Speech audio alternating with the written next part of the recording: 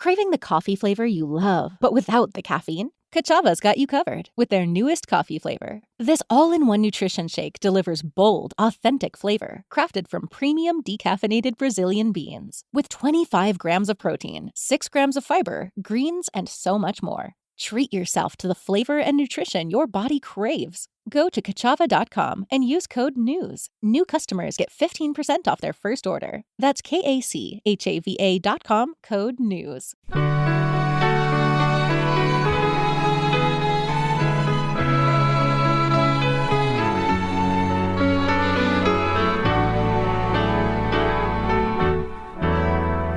Don't give up on us, baby.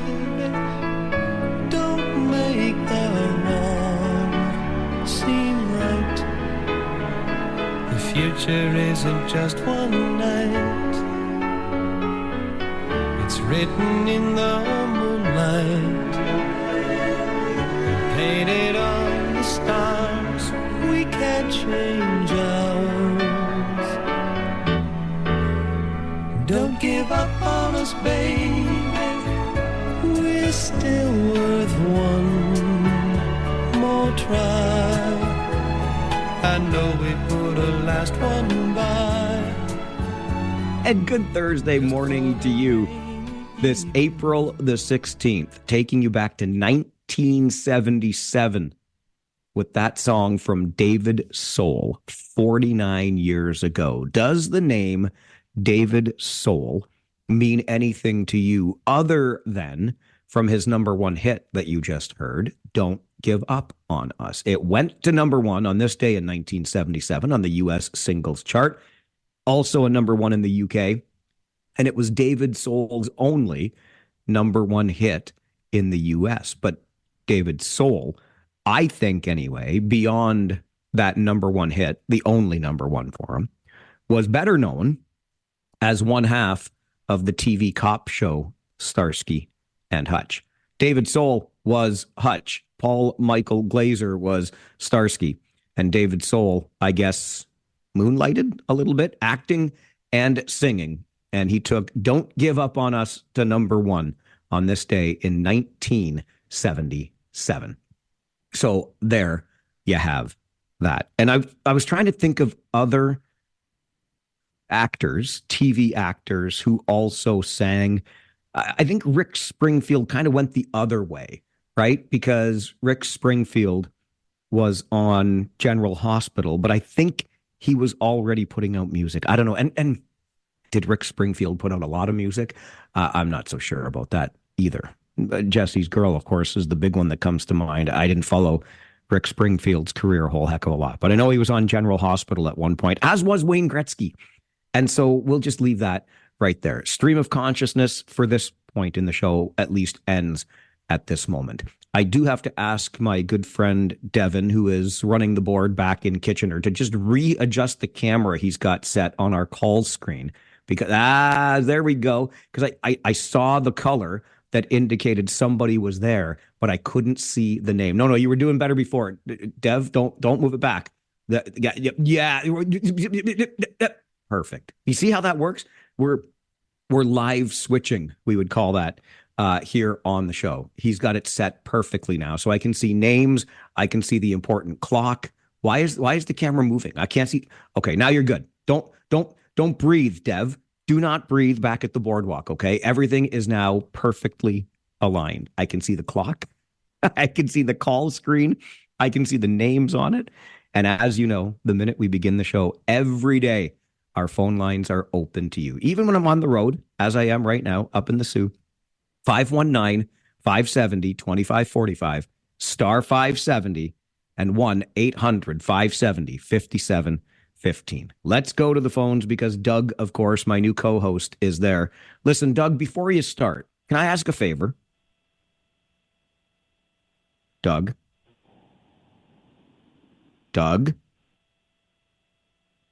That's perfect. Doug is not there. And what I'm going to do, the favor I was going to ask, because Doug is a very regular caller at the beginning of the show, which I love. I'm here for it. But Doug's phone is not the best. And I think it just proved my point. Yesterday, Doug was here. He was talking about the roundabout at Fisher Hallman and Huron Road. I love hearing from Doug. I love hearing from any of you who wish to be a part of the show. We are the most interactive radio program anywhere in the region. But maybe we need to get Doug a new phone so that we can all hear him more clearly when he does make those calls. Tim is with us as well early this Thursday morning, so let's hear from Tim also. Good morning, Tim. Good morning. I'm, of course, ready for the Rangers game tonight. Boy. As much as I'd like a sweep, I'd like to see them tomorrow night, too. So I don't know, maybe do it at home. But, a sweep would be great. Having said that, I want to help you. David Soul. You wanted another actor who also sang. Well, don't say David Hasselhoff. No, David okay. Soul and this other actor were in a TV show together called Hide. And you'll notice that wait. It was called what? Tim, you cut out too. It was what was the show called? It was Here Comes the Brides. Here Comes the Brides. Okay. Yeah, and it was it had a theme song sang by the bluest skies you've ever seen in Seattle. That's Bobby Sherman. He also sang, of course, his most famous hit. Bobby Sherman. Anyway, somebody else will know that. But David Soul was on Here Comes the Bride with Bobby Sherman. So there you go. Okay, so wait, though. So Bobby Sherman was an acting singer, because I know Bobby Sherman as a singer, but David Soul was a singing actor. You see what I'm getting at here, Tim? Yeah, but you see, both of them acted, including Bobby Sherman, in Here Comes the Brides before Starsky and Hutch. So you see, Bobby Sherman was acting, but then he sang. He sang the theme to the show, Here Comes the Brides. It was called The Bluest Skies You've Ever Seen in Seattle. But he had that other, it's just escaping me right now, but I'm sure somebody's going to help us with that. Bobby Sherman, his big hit. He was a teenage heartthrob with this song, and, everybody knew him. But they were on TV together, and Here Comes the Brides, and they both were ending up singing as well. There you go. I got you. Okay, Tim. Appreciate you, buddy. Thank you. Looking at some of Bobby Sherman's tunes. Julie, Do You Love Me? Easy Come, Easy Go. Cried Like a Baby. The Drum. None of that. Cried Like a Baby sounds a little familiar. But see, this is the thing. Bobby Sherman, I think, was known more as a singer who also obviously acted in Here Comes the Brides with David Soul. David Soul, again, it could just be my naivete, but I knew David Soul as one half of Starsky and Hutch. You see, better known as an actor, but he also had a song. That's kind of what I was going for, but I love how deep, we're doing deep cuts now on singing actors and acting singers. It's fantastic. And we have Doug back on the phone with us. Doug, I got to ask you a favor. Can you do me, Doug, you got to do me a favor. Yeah. Okay? Ask Patty for a new phone. Doug, you need a new phone. Come on with you're coming on. I've got a Google 10, Pixel 10 as it is. I think the problem isn't the phone, it's my earpiece, my hands-free device. So, well, then get a new hands-free device, Doug. I want you to be a part of this show. See, we can't even converse. We're listen to us. Oh my goodness. Well, okay. the other part is I think I need to pull over instead of driving when we talk. Sometimes I can do that, and sometimes I can't. But I pulled over this time because I wanted to make sure the signal was steady. So you sound pretty good right now. The Bobby Sherman. Okay, and now Doug, you know what, Doug? I got to let you go. It's terrible. And Doug wants to share some musical knowledge with us, and we're going to have a bad cell connection. I don't know what, I do know what it is, because Doug drives out in the sticks, right? And when Doug is out in the sticks, you're not getting great reception out there. Couple of things just before we get to our Farwell Show 5. These are not part of the 5 things. It's like you're getting 7 things, but these are just 2 little tidbits one I came across this morning, and one I wanted to remind you of, because on this day, April the 16th, back in, are you ready for it? 1936, 90 years ago today, a man by the name of Donald Cameron was born, Summerside, PEI. That's right. The one and only voice of your Kitchener Rangers. More than 4,000 games called, over 55 years in the broadcast booth. Don Cameron, born on this day in 1936. We, of course, lost Don in 2018, June the 7th to be exact, which coincidentally was the day that Doug Ford was elected premier of the province of Ontario. But we lost Don back in 2018. He would have been 90 years young today. And there's a really interesting connection that I'll share later in the show between Don Cameron and the playoff series that we are currently in the midst of. But that's for later. Something else I wanted to let you know about, and maybe you could think of this as a warning of sorts. It is April the 16th, what would have been Don Cameron's 90th birthday. A couple of weeks away from the beginning of the month of May. When May rolls around in the city of Cambridge, election hopefuls, someone wishing to win a seat in the upcoming municipal election, is going to be able to post their sign on a property near you in May. The election's not until October, for crying out loud. So what we really need is a summer full of election signs around the streets of the city of Cambridge. Now, I continue to support the idea that these signs do not go on public property. So you can't just have a sign war where you litter the streets of public roadways with the signs to get the most visibility. You have to earn them. This is earned media. You have to get those signs by knocking on a door and somebody saying, hey, yes, you can put your sign on my lawn. But Cambridge didn't really have much choice but to do this when they voted unanimously to allow it at their recent meeting, because there was a ruling last year in Russell, Ontario. And the court ruling said, we are actually inhibiting one's freedom of expression by putting time limits around when election signs can be posted. Listen, far be it from me to argue with the courts, but can we get an appeal on this? I mean, I'm here for freedom of expression. I certainly am, but just in the interests of, good taste, aesthetic appeal, isn't it fair to have some sort of restriction around when the signs can start being posted? I don't know. May seems a little bit early for an October election. How about September? Like, why do we need a 5-month lead time? Doesn't it just kind of become wallpaper after a certain amount of time? Freedom of expression, absolutely. But I can't help but think there's got to be room for some restriction on the length of time one can have the sign posted. But brace yourself. And I want you to vote in the municipal election. I want you to know about the municipal election. I want all of these things for you. I just think a 5-month window of opportunity to post one's signs might be a little bit much, but that's just me. And you know how I feel about election signs. Not my favorite things at all. All right. Those are a couple of things I wanted to make you aware of today. Don Cameron's birthday and the election signs that you might start seeing in a couple of weeks in Cambridge. Let's get to your other 5 things for this Thursday morning. 1, 2, 3, 4, 5, 6, 7, 8, 9, 10, 11, 12. All right. Starting, of course, at number 1.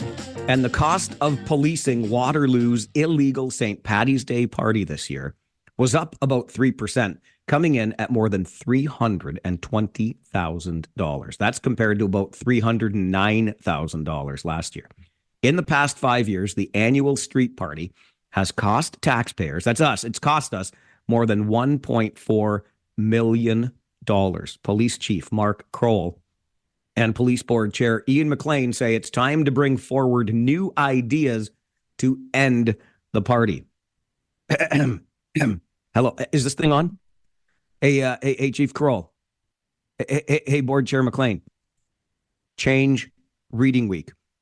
I loved Bill Doucette's article in this morning's Waterloo Region Record that said, and I quote, one resident suggested the idea of changing Reading Week. Hey, Bill, listen, I know you're old school, buddy, and I know competing media and all of that, right? Newsprint versus radio. But come on with your coming on. I write for the damn newspaper too, you know. You could have just thrown one of our colleagues. I think we're all one big happy media family in town. I'm not shy about that. I used to be as old school. I am old school but I've evolved in this regard. There used to be, I could go into like the radio wars we used to talk about, and this station versus that station, and we used to have a policy a long time ago on this radio station that you never even mentioned the newspaper's name. That's how it was church and state, right? Now I look at it in a shrinking media environment. We're all in this together. I'm just giving Bill a hard time. I love the guy, but I thought it was kind of funny. The article says one resident suggested, that resident was me. Change reading week, you end the party, in my opinion. Number 2, on your Farwell Show 5 this morning, we are getting another GO train. What? No, I mean this. I would not pull your leg. It's not April the 1st. It's April the 16th. And gosh darn it, how about another GO train starting on April the 27th? So less than 2 weeks from now. A second GO train will travel from Union Station in Toronto to the Kitchener GO station on weekday mornings. So the train's going to leave Toronto at 8:49 and get here in Kitchener at 10:26 in the morning. As well, a new eastbound afternoon trip is going to be added as of April the 27th. That one will leave Kitchener at 3:43 and arrive in Toronto at 5:17. Frankly, I don't know what the hell any of that does for you. Like, you're coming out of Toronto at 8:49 to get here for 10:26. You're leaving Kitchener at 3:43 to get to Toronto at 5:17. I guess that might not be bad if you're going down for a sporting event or some event in Toronto. I don't know how you get back. I don't know what the later train is. Look, we should have, like, I can't understand why in 2026 we do not have trains on the half hour running between Kitchener and Toronto. Like, why we don't have that blows my mind. But hey, we're getting a second one. Good for us. Number 3 on your Farwell Show 5 this morning, Wilmot Council will be getting a raise in its next term. The current council voted this week to increase the councillor's salary by about 15% to just over $25,000 a year. The salary for the mayor of Wilmot, meantime, will increase by 27%, going from just over $39,000 to just over $50,000. Number 4, organizers and supporters of the annual Let's Body Check Cancer charity hockey tournament didn't just meet their fundraising mark, they smashed it. The tournament was held at the Cambridge Sports Park over the weekend and raised $270,000 for research initiatives through the Canadian Cancer Society. The donations also pushed the tournament past its Road to 1 million goal. Over the previous 9 tournaments, $965,000 had been raised, bringing the new total to $1.24 million in 10 years. Way to go. Let's body check cancer. And number 5 on your Farwell Show 5 this morning, an annual institution returns for a 59th year. The CFUW annual used book sale starts tomorrow, continues through Saturday at First United Church in Waterloo. Used books, audiobooks, CDs, DVDs, sheet music, and puzzles will all be available tomorrow from 9 until 9, and then on Saturday from 9 until 1. Last year's sale raised $33,000. The proceeds go to CFUW's charitable fund, which supports scholarships and bursaries for local women and girls. And that is your Farwell Show 5 for this Thursday morning.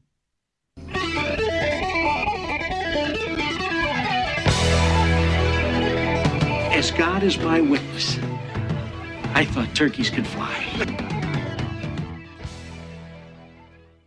Hey, thanks to Kim for the email to mike@570news.com. One of my favorite country singers was Bo on the Dukes of Hazzard. Yes, John Schneider, another actor who also sang. And then Suzanne says, don't forget Don Johnson from Miami Vice. He also had a few singing hits. There you go. Sue, Kim, way to go. And Donna knew Bobby Sherman's 2 hits, Easy Come or Easy Go, and Julie, Do You Love Me? You are just full of knowledge, and I'm glad that you share it with me here on the show. Last night was a big night in the world of hockey, and I wonder how you feel about this career coming to an end. I want to play a little bit of Joe Bowen's final audio from a Toronto Maple Leafs broadcast for you. And then I'm curious, like, do you feel bad for this guy after 40 plus years of calling games for a team that never won a championship? Or are you one of those that's thinking, hey, pal, you should have just gone to a winning team? Here's how it sounded as Joe Bowen signed off a Maple Leafs broadcast last night for the final time. There we have it. 44 years, 3,834 games, and it comes to an end for me. And I'm going to have to read this again as I did the other night because I know I can't do this off the cuff. But it has been and always will be my dream job as voice of the Toronto Maple Leafs. There have been 17 coaches and now 13 general managers who have guided the ship over these many seasons, along with 700 or so players who have pulled on the blue and white jerseys. My first Leaf goal came second period in Chicago Stadium on October 6, 1982. Walt Podubny started a 3-goal comeback for a 3-3 tie. My last goal here tonight, third period, William Nylander's 30th goal of the season. I want to thank my family, my wonderful sons, Liam, Derek, Sean, and David. Working nights and travel meant I was away a lot and missed so many important activities in your lives. I love all of you so much, and I am so very, very proud of all of you as young men, husbands, and fathers. One person so far I have not talked about.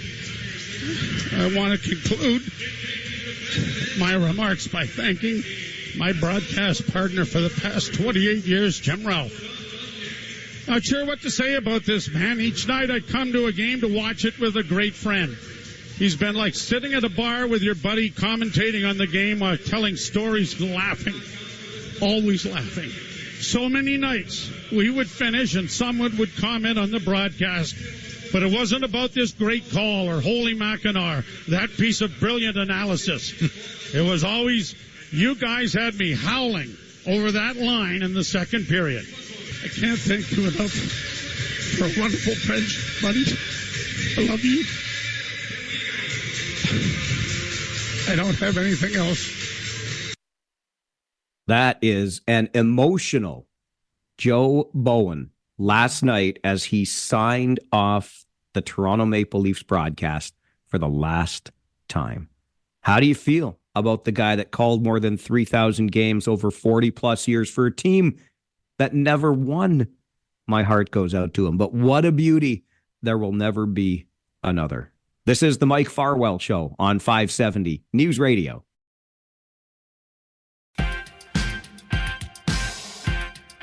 Just ahead of your 9:30 update in the 570 News Center, let's get to the phones. Mike is with us this morning. Good morning, Mike.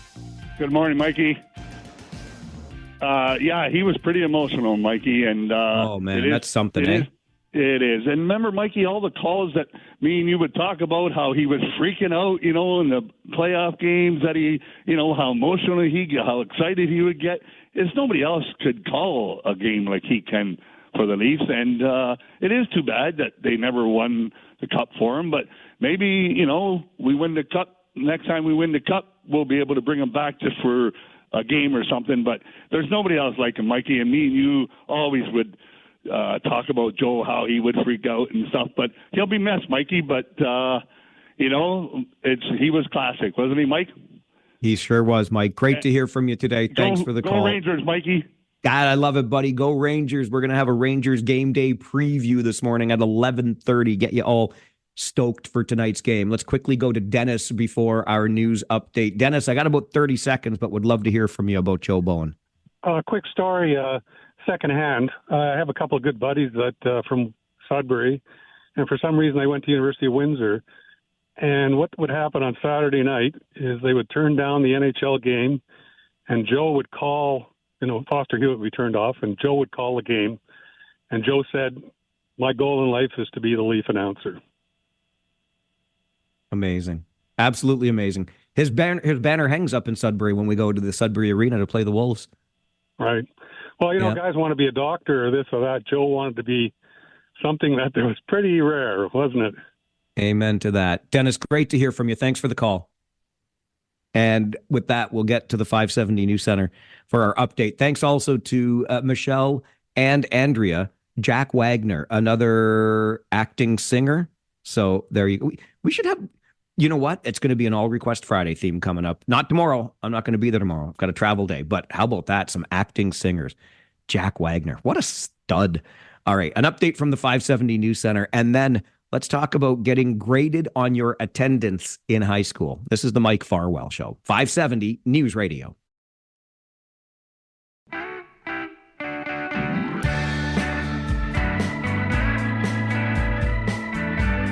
As I suspect you have heard by now, Ontario Education Minister Paul Calandra says his conversations with teachers have led him to bring forward a new policy for high schools in this province. That policy being your grades being attached to your attendance. Chronic absenteeism is a growing problem. So in Ontario, 15% of your grade will be attached to just showing up. Paul Bennett is the director and lead researcher with Schoolhouse Consulting and a leading Canadian education analyst. He joins us to talk more about it. Paul, good morning. Good morning, Mike. It's great to be back on your show. It's great to have you back on the show. I always love having a resource like this we can call upon when things like this come up. And I wonder what you make of the idea of attaching 15% of a high schooler's grade to their attendance. We have to go back and unpack this. Why is it even being discussed? It's because of the astronomical rates of absenteeism. In grade 12, 66.6% of the students are now chronically absent. They miss 16 or more days of the year. In grade 11, it's 61.3% of the students. And even in grade 9, the data shows that 54.3% of the students are chronically absent. So you have a problem, which is the growth and radical growth in absenteeism, and you have a solution that's on the table. I'll get to the solution in a minute, but keep in mind, I've been tracking this since 2010. Do you realize that the rate used to be 20%? It's triple what it was 15 years ago. In 2018, the average in grade 12 was 40%. That's before the pandemic. So we've had a 20 to 25% increase in the rate of chronic absenteeism. I went back and preparing for this interview, and I thought, well, how can I introduce this? There was a report in Nova Scotia in 2015 on attendance, and it was simply titled, Be There. That's the problem. The students aren't there. The teachers are constantly having to redo work. They're covering less and less. The standards have slipped, and they don't bother attending in June because there are no final exams.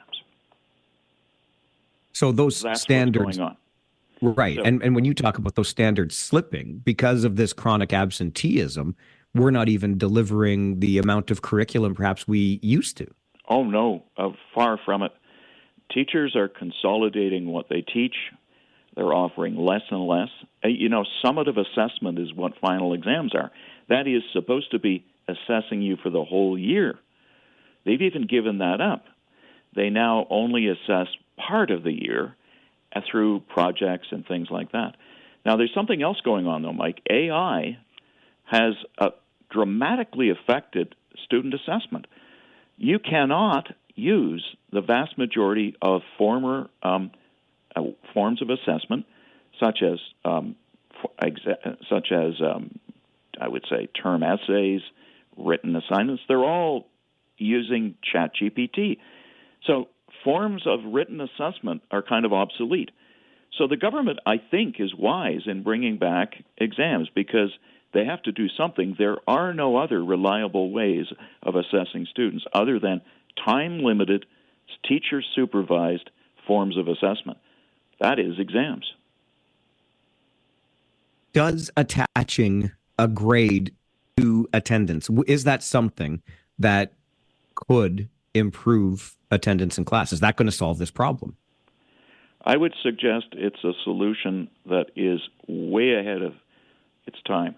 It's going to take some time to implement that policy. Let's hope the government decides to take a prudent approach in introducing this. They need to look at how difficult this is going to be to implement. It needs to be implemented, but how you get there is the issue. So, people want a black and white statement. Are you in favor of that or not? Well, that's not really the answer. It's if given the problem, how would it work? And I have some ideas. I think it should be phased in over 3 to 5 years. Took us 5 years to get where we are. I think we should take it in smaller steps. And I believe that there should be some allowances in the first few years while students are getting used to the idea that it is no longer acceptable to be out of school that much. This is a huge shock. Their brothers and sisters will tell them, well, high school was a breeze. We look at what we did. We had other jobs. We could work part-time and no one bothered to even check. And since the pandemic, no one was checking attendance during that 2-year period. No one checked attendance. Then all of a sudden they start reintroducing attendance checks. And we've got a thing which is we've got kids now that are just partly in school and partly out of school. Here's another thing. A lot of the analysts will tell you that using marks as a deterrent won't work. Well, that was because the problem wasn't what it is today. When you have 20% of the kids away, you can use other methods to try to get them back in class, in their seats. But now the situation is so far beyond what's acceptable. You have to use that tool along with others. For example, the kids are voting with their feet. They're saying it's not as important to be in class because we're given 2 or 3 chances to redo things. It's not really counting towards our assessments. And teachers give so many different alternatives that you can easily get out of attending there every day. And their parents are part of it, too, because parents are inclined to take kids out of school in December and in June to get an early chance at the holidays in March. So the parents are part of this, too. There needs to be more accountability at all levels of the school system. You mentioned earlier, Paul, for how long you've been tracking this data. What are the implications beyond the classroom when somebody graduates high school with really poor attendance, assuming they do graduate? What are the implications beyond just academics? I can tell you this. Most university professors and college instructors are cheering this decision because they are dealing day to day with the legacy of what we're turning out in our high schools. So I think you don't hear from them. You only hear about trustees complaining about having their roles slightly reduced or maybe eliminated. You don't hear about those who are trying to teach them in colleges and universities and say, well, they don't know the basics. We have to reteach everything. So there's a bigger issue here. You're right. Absenteeism has been normalized. That is the problem. How do you get out of it? It's taken 5 or 6 years to get into this huge hole. I think it's going to take at least that long to get out of it. I wrote a piece for the Globe and Mail where I explained how long it took to make going to school compulsory in Canada, in each province.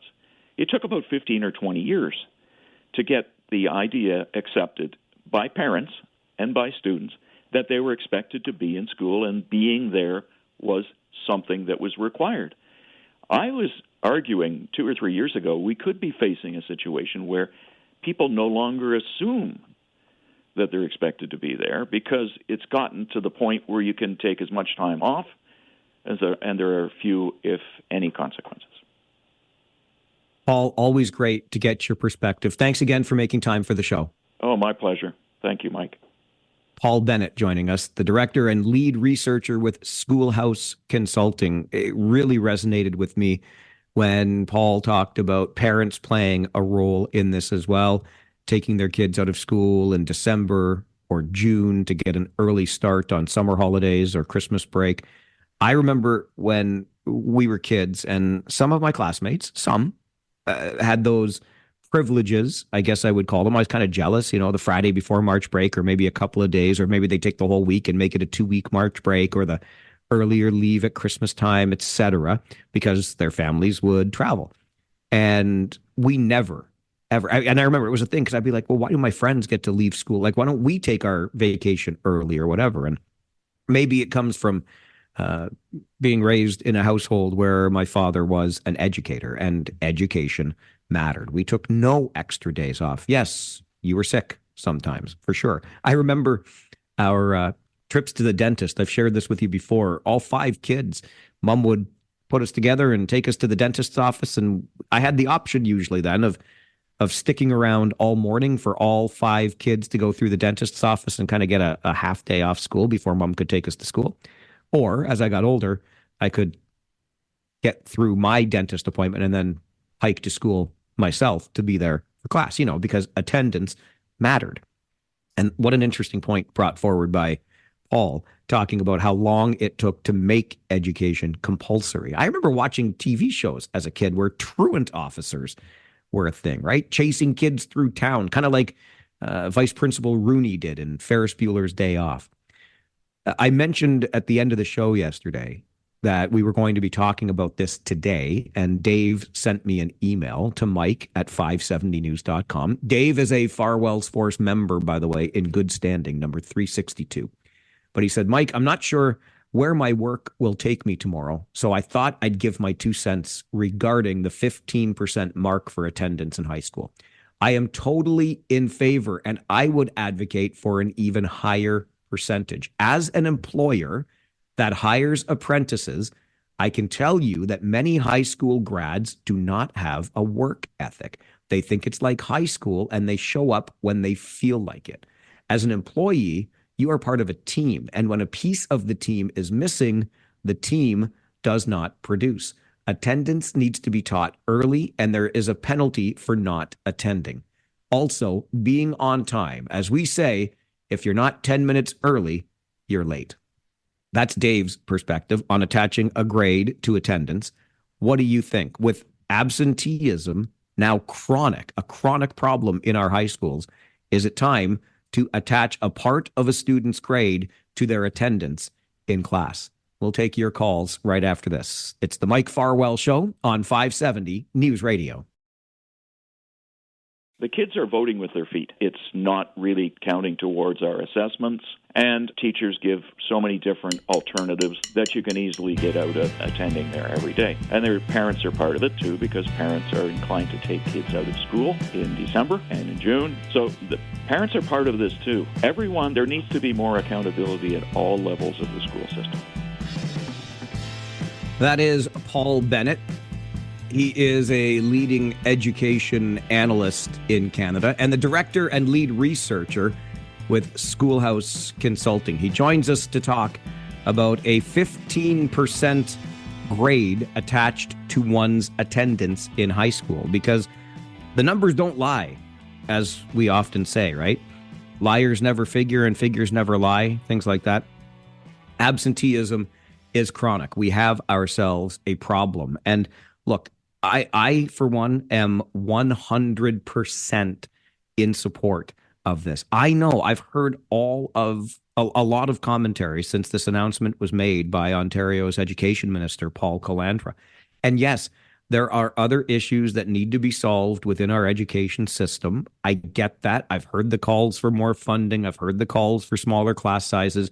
We can walk and chew gum at the same time. And I think about this on the continuum of education and what we are asking of our schools. If we get into the before and after school programs that are offered by way of essentially daycare, that sort of thing, while parents are working as hard as they're working, from the time they are 3 or 4 years old until the time they are 18 years old, give or take 17, 18 years old, we are asking our school system to essentially parent our kids, teach them life skills. Showing up on time and showing up regularly is a life skill that will carry over into one's professional life. And if we don't establish the importance of that early, I think we can all see what the road ahead looks like. Again, I get that the world has changed. I used to be really jealous when our tech sector really started taking off and we had all kinds of interesting stories from our community about the kinds of work environments that many people had. You kind of show up on flex hours, show up when you want, dress code, meh, slides in the workplace, fully stocked cafeterias, all these other things, little pods to nap in or do work in. Like, I get all of that, but you still have to show up on the regular basis, whatever those hours are that you choose, whatever perks you get at your workplace. You still got to show up and get the job done. And if you're not expected to do that in high school, how then are you learning that essential skill for when you start a job? And employers get stuck. Dave shared his email, or I shared Dave's email earlier. He sent me the email yesterday at the end of the show, talking about what he's running into in his line of work. Because when one team member is gone, the entire team suffers. And so that business loses productivity and the employer gets stuck. We often hear how much more difficult it is to rehire and retrain. Do you just keep kicking these people out because they can't show up? Showing up is half the battle. I think this reinforces that. 519-570-2545, star 570, 1-800-570-5715. Let's go to the phones. Ian is with us. Good morning, Ian. Hey, Mike. I find it interesting from yesterday's conversation about the cell phone use and me bringing up the fact that they're wasting so much of their lives in front of this. But I'm also going to give you the perspective of someone who did teach at college and university for 10 plus years and went through the COVID kids. Man, that was interesting when we finally got back into class and seeing, the kids coming out of high school into college and university and really not having much of a clue about discipline. And the one thing that really bothered me with the college especially is I wanted to put in exams for my classes. And I was constantly, no, we don't need to do that. You can do it through the assignments and everything. And, when I did teach at Niagara College, we did have an exam. And the beautiful thing about the midterm exam is it really showed which students were actually getting this and which ones were not. And the ones who didn't get it, when we reviewed the stuff, they came out shining at the end. But the fact that we have like a 60% plus lack of attendance, you know what? You know how you learn to play piano? You practice, you show up. And, I apply that sort of logic to everything. And honestly, the parents, we can blame them to a point, but the parents are struggling just to try and make ends meet with our society and the crazy cost of living we've got now. I'm worried about the future in terms of where these kids are at. And for that matter, what are we going to see as we go down the road? You and I end up in, retirement homes and that. And what's the service going to be like? Are these kids going to get this? It's a real concern. And one last quick point. When you see the house is slightly on fire, you probably should make mention of it. Now we're full on fire and we're trying to deal with it. And, it's kind of pathetic that we've let it get to this point. Thanks, Mike. All right, Ian, thank you. Appreciate the call. And I tend to be of like mind here. Do we see smoke coming from the back of the house? Is there a problem that needs to be addressed? Look, to me, this is an essential life skill that one then can begin to practice in high school, right? Showing up is half the battle, but there is an expectation. I understand, that the pendulum, I feel like the pendulum has continued to swing. There was a time where the 40-hour work week was not a thing, right? Where people were working at very young ages for incredibly long hours, and the organized labor victory, if you will, of the 40-hour work week was an incredibly important victory. And now in many cases, it's a 35 to 40-hour work week before overtime starts coming into play, et cetera. But there seems to me to be this further swinging of that pendulum that suggests, what do you mean 35 to 40 hours a week? That's my time. I get to do with my time what I want. I think there should be some sort of expectation of a decent level of productivity in one's community, of labor, to make that community a better place, through the business that you are helping to build or helping to be sustainable, and earning your money that you spend back in the community, et cetera. Showing up, doing the job. I don't know. I would love it. I think we all would love just to have carefree days every day, like summer holidays when you're not in school, but it doesn't work that way. And I think if we start to reinforce the expectation of showing up for things, we are far better off. As Dave said, if you're not 5 minutes early, you're 10 minutes late. This is the Mike Farwell Show on 570 News Radio.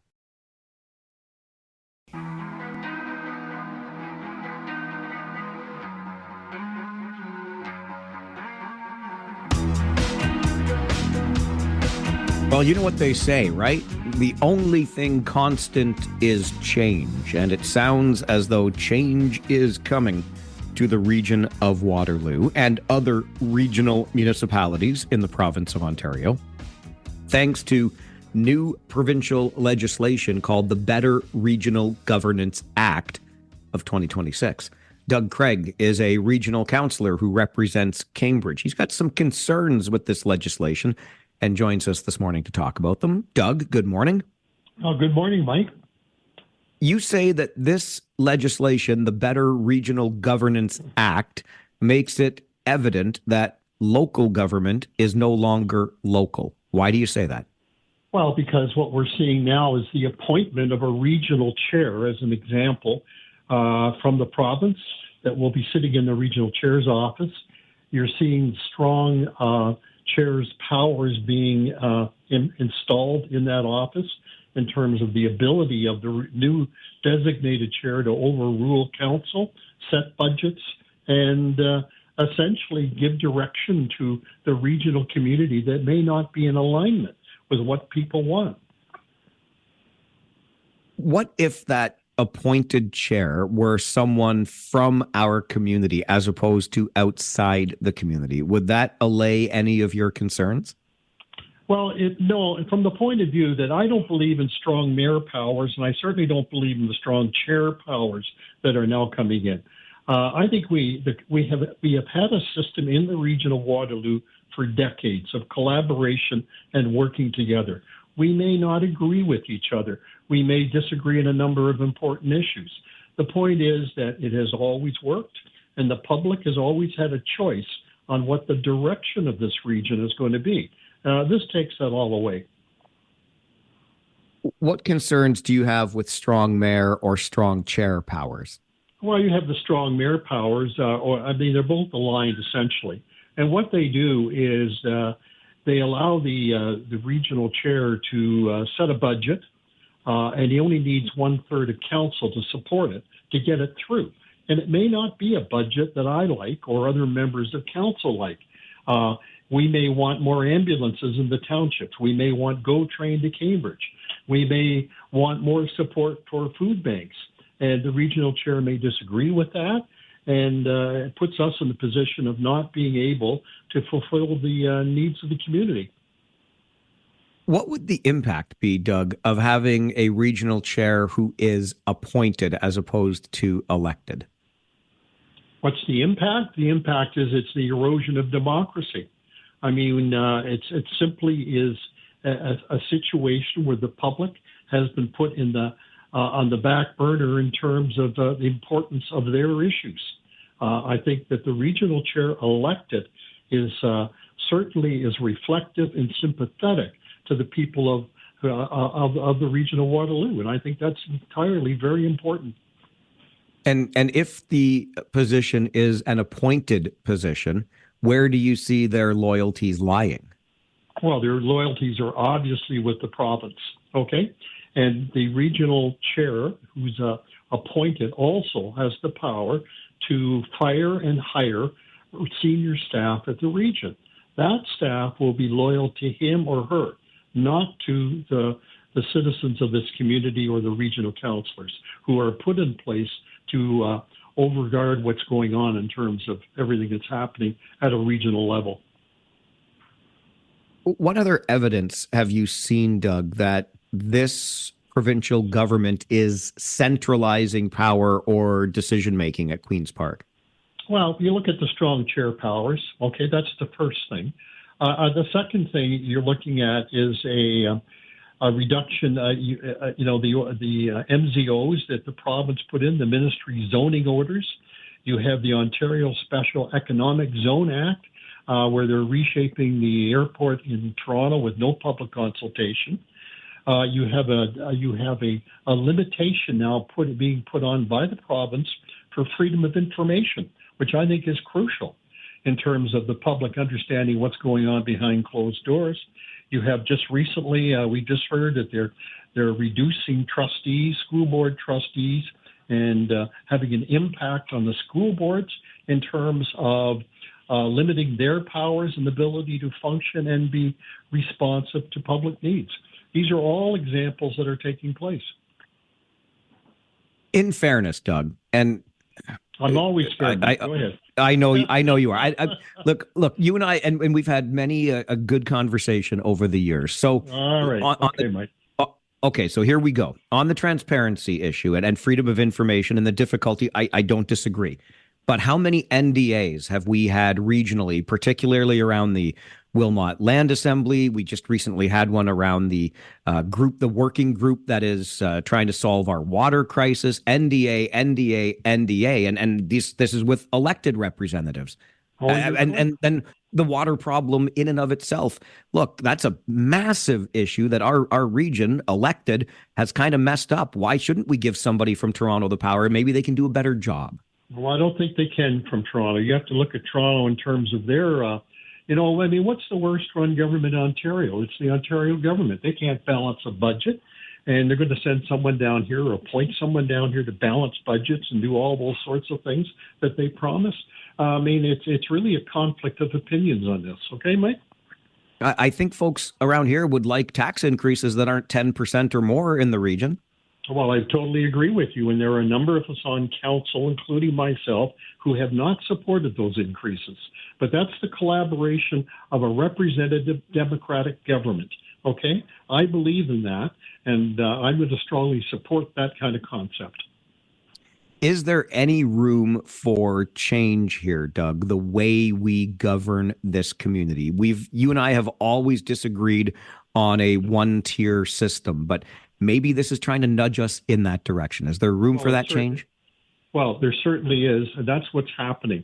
You put in a regional chair appointed by the provincial government, and recognize and reflect on the past that it is that provincial government that has brought amalgamations in Hamilton, Toronto, and Ottawa. And I see that as the next sort of tipping point for this region, and I'm very concerned about that. You wouldn't support that then if it happened? Oh, of course not. No, we don't. No. I mean, this is amalgamations. I mean, let's look at the crown jewel of the argument, which is Toronto, which is a basket case since it's been amalgamated financially and how it operates.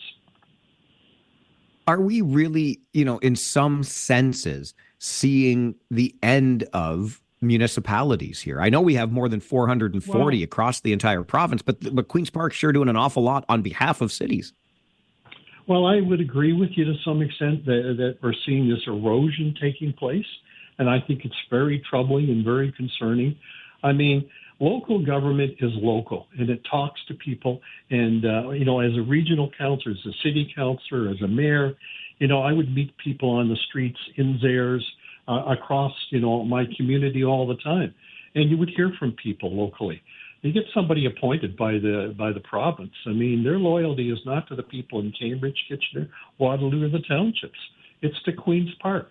And quite frankly, I don't like a number of things that are happening there. I can certainly understand why you wouldn't. Is there any recourse here, Doug, as a regional councillor? I know this legislation is past second reading, if I'm not mistaken, but right. What do we have recourse? Well, I think it's very limited. I mean, we can always look at the legal issues of it, and that's not going to take us anywhere. I think what we need is to, and why not, Mike, ask our local MPPs to support a referendum in this region. Do you wish to have an appointed chair from the province of Ontario? Make it a referendum. Let the public decide whether they want an elected or they wanted an appointed chair. I think that's very straightforward. That would be democratic. That would be responsible. But I'll tell you right now, they won't support it at Queen's Park, having that referendum. Yeah, I would tend to agree with that. Thanks for being fair and always open to the conversation. Appreciate it. Well, there's more to come, Mike, and thank you very much. Okay? Always a pleasure. Bye-bye. Take care. Doug Craig, regional councillor representing Cambridge, former mayor of the city of Cambridge. More to come. I'm here for it, Councillor Craig. Let's go. And look, I know I was being a little bit of the devil's advocate here because, as I've made clear, I am in alignment with Doug Craig on the issue of an appointed regional chair. That flies directly in the face of democracy. So I'm with him there. There is another part of me, though, that looks around lately. And I don't think we can sit here in the region and say we are as transparent as we could be when it comes to government. And I'll just keep this focused on the region right now. And I'll reference again those NDAs that existed. These are decisions that are being made on our behalf by people that we hired essentially through our votes. I don't think there has been nearly enough public information flowing from our regional government in recent years. I think it has lacked in transparency. I have long advocated for a one-tier local government. And there have been many people far more intelligent and far more influential than I who have advocated for some kind of reform here to get us to a different system of local governance. And it was rebuffed at every turn.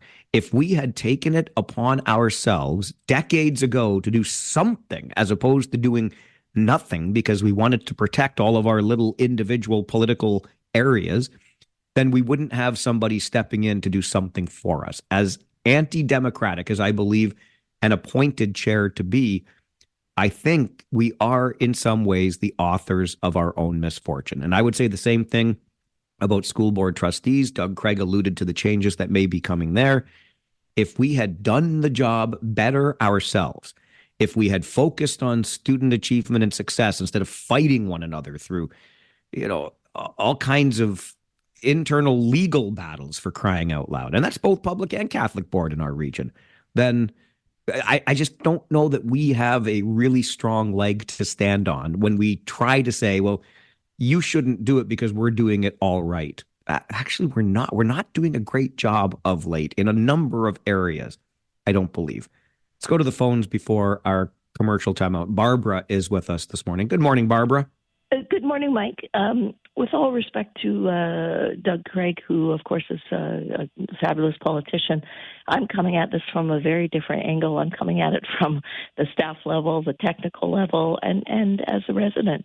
And a grave concern that I have is that I never, and I mean never, Mike, hear politicians talk about what's best for the residents. That never comes up in all my years. What's best for the residents is not even on the radar screen, and that really, really bothers me. And not to blow my own horn, but I've been talking about all the stuff we could do, downspout disconnection, whatever. That is best for the residents, and it would save money for the residents. But municipalities won't even entertain it, and that just baffles me. It would be my observation that the average politician, and certainly that's true of many politicians in the region, is most interested in getting reelected. What's best for the residents is neither here nor there. And I don't know if you're aware, but in the city of Kitchener, our sewer rates have gone up 7 or 8% per year for the last, sorry, I didn't look this up, but I check it every year or whatever. It's now $4 a meter cube for sewage treatment, for sewage collection or whatever at the city of Kitchener. How could it possibly go up 7% per year? Like inflation's I don't know what it is, Mike, 1.5, something like that. What is going on? Adding additional houses is throwing a little more sewage in there. Well, sometimes way more sewage than it should into our sewers, but that shouldn't affect the cost of running these sewers. And yet, again and again, not again, residents don't even come into the equation. So I'm really concerned that politicians are about politicians and getting reelected and not about the residents.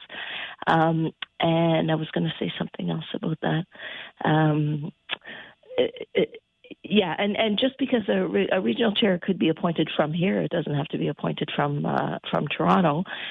And the other problem with this two-tier system is that everybody is entrenched in keeping their job.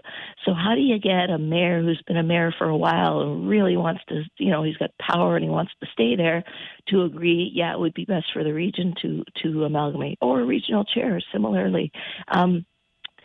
Amalgamation would mean a number of people would have to give up power, and people who have power, especially if they've had it for a while, don't want to give that up. So I don't agree that. Yeah. Okay. There you go. Thanks, Mike. Thanks, Barbara. Good to hear from you today. That's been the problem in us getting to some sort of single tier governance over the decades. You got the power, you don't want to give up the power, and so we get stuck. And here we are, still being stuck. And I want to disagree vehemently that those who we have elected are doing things in our best interest instead of their own. But that's difficult for me right now, simply based on what we just saw in Ottawa, right? How many floor crossings? And did they do that for themselves, or did they do that for the people that voted them in? It's a tough time right now. It really is.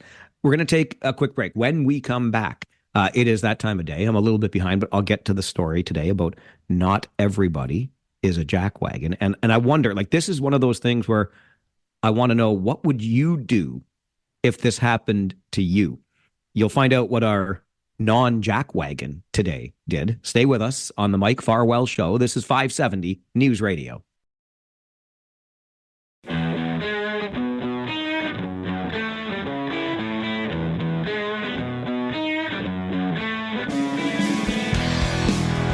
It is that time of the day where we take a moment and remind you that not everybody is a jackwagon. And this story in particular catches my attention because I think it's one of those stories where we could ask ourselves, what would I do if this happened to me?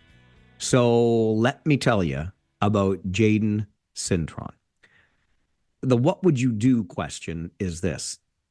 What would you do if you found $10,000 in cash while cleaning the washroom at your fast food job?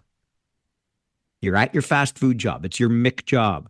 You're cleaning the washroom and you find $10,000 in cash.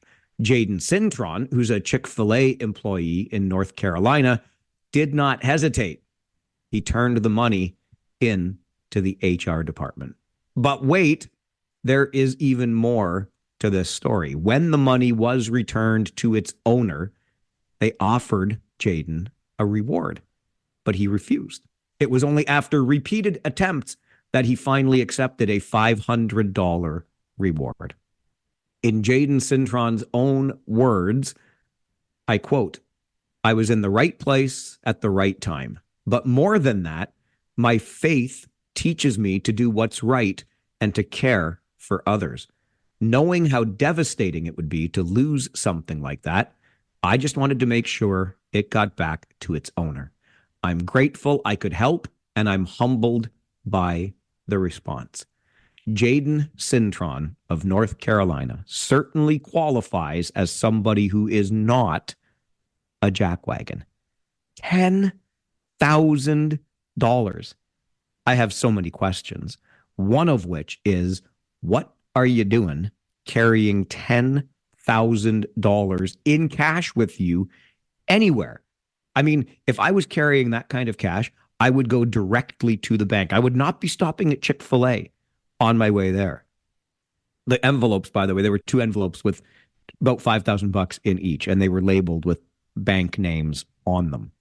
So obviously intended for deposits. But what are you like? I would carry that money in a way that I could not possibly let it out of my possession. I don't know what it was like in your household, but my mother always referred to those mittens with the string around them. Yeah, I think the string go around your neck so you couldn't lose your mittens. She called them idiot mitts. Is that okay to say? That's what my mom called them back in the day. I would have idiot envelopes so that I could not possibly have that envelope fall out of my hand or in any way leave my own possession. And if I've got 10,000 cash, baby, I am going straight to the bank, the nearest bank, as fast as I possibly can. Good thing for people in the world like Jaden Cintron, who absolutely are not jackwagons. It is a Thursday morning, and you know what that means. Living Retired on the Radio is coming up. Plus, the KW Titans are off to the Basketball Super League Finals. They're going for the championship. Conversations are coming up on the Mike Farwell Show. This is 570 News Radio. Ooga chaka, ooga, ooga, ooga chaka, ooga, ooga, ooga chaka, ooga, ooga, ooga chaka, ooga, ooga. I can't stop this feeling deep inside of me. Girl, you just don't realize what you do to me. When you hold me in your arms so tight, you let me know everything's alright. I'm hooked on a feeling. You know what occurs to me?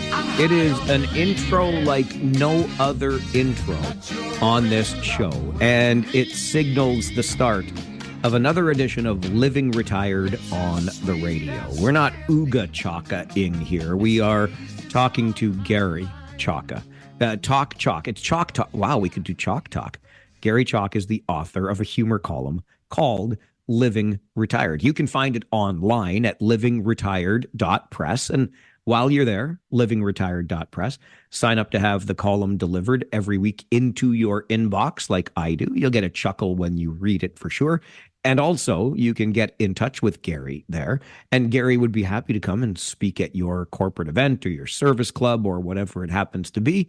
Because as you hear every Thursday morning on this show, Gary has a style that is all his own. So livingretired.press to find the column online and get it delivered to your inbox. Living Retired on the Radio here every Thursday morning, just after the 10:30 news, and that unique intro to the segment as Gary Chalk joins us from the Living Retired head offices. Good morning, Gary. Good morning, Mike with a mic. How are you in the Sioux?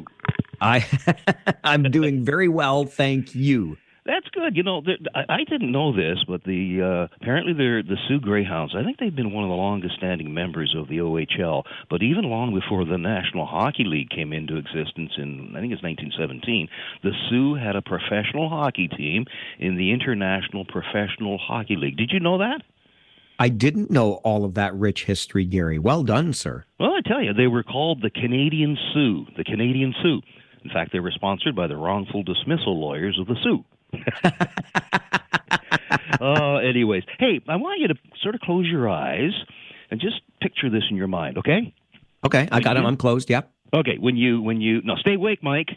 Oh, Gary, you see, I'm on the road. You better be, and I'm in my hotel room. Come on. Oh, okay. Well, okay. You're in your car. You sit in the car. You start the engine. Do you reach forward right away and turn the volume of your radio down just as you're putting the car in reverse? Do you do that? I usually turn the volume of my radio up because I feel like, why was I listening to it so quietly yesterday? Well, apparently, this is a thing. Many drivers, before they change gears into reverse, they turn the radio volume down because when you can't hear, it makes you a better driver, I guess. But according to the researchers, this quirky habit demonstrates, quote, how our brains process information when we're under pressure. Mike, if you're under pressure, inching at a snail's pace for 30 feet out of your garage, you better get some more meds. You got something else on your mind. That's all I can say. All I worry about is the neighbor's cat being hunched up under my back wheels, Gary. Full disclosure, before I talk about driving backwards and what it says about us, I need to back up and tell what happens when Jan and I get in the car. I drive. In my car, I drive. That's the man's guy. So we get in the car, and as soon as I start the engine, immediately Jan will reach, and she'll shout, and she'll say, Gary, turn the radio down. Mike, I'm still in park. I haven't even got the reverse. And then she'll reach forward and turn the volume down. By the time we reach the end of our cul-de-sac, we play a game. It's called Up and Down. I'll turn the radio up, Jan, she'll turn it down. When I think she isn't looking, I'll stick my hand over there and I'll turn the volume of the radio back up. It's something about a man's DNA. You know, we want the volume on the car radio up, just like we want the toilet seat up. There's something in our makeup that makes us do this stuff. And I've always wondered about that rule, Gary. Yeah. Up, down with that toilet seat. Why is it our responsibility to put it down all the time? Well, why don't other people have to leave it up for us? Yeah, that's it. Nobody thinks of us. Yeah. No. Exactly. Well, the researchers, they wrote that turning the volume on your car radio down before you back up, it's a sign that you, quote, selective with your attention, which they say means you filter out distractions. Now, I'm not saying I would manipulate the volume on my radio to filter out Jan, but then again, who am I to argue against science? Science tells you the truth, Gary. Never lies. It always does.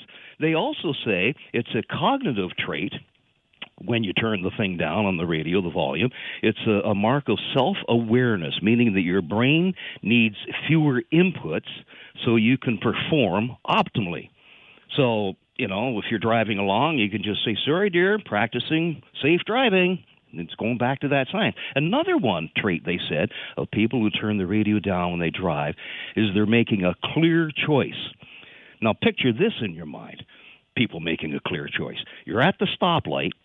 The car beside you rumbles up. It's got its radio blaring.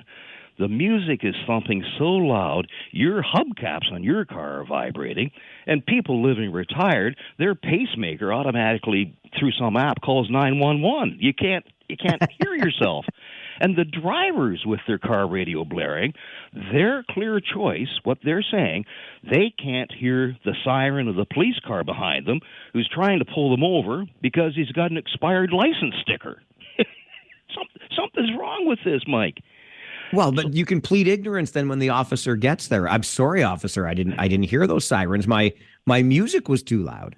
Exactly. Oh, okay, that makes sense. Hey, Mike, speaking of driving, when you got your driver's license, did you take driving lessons?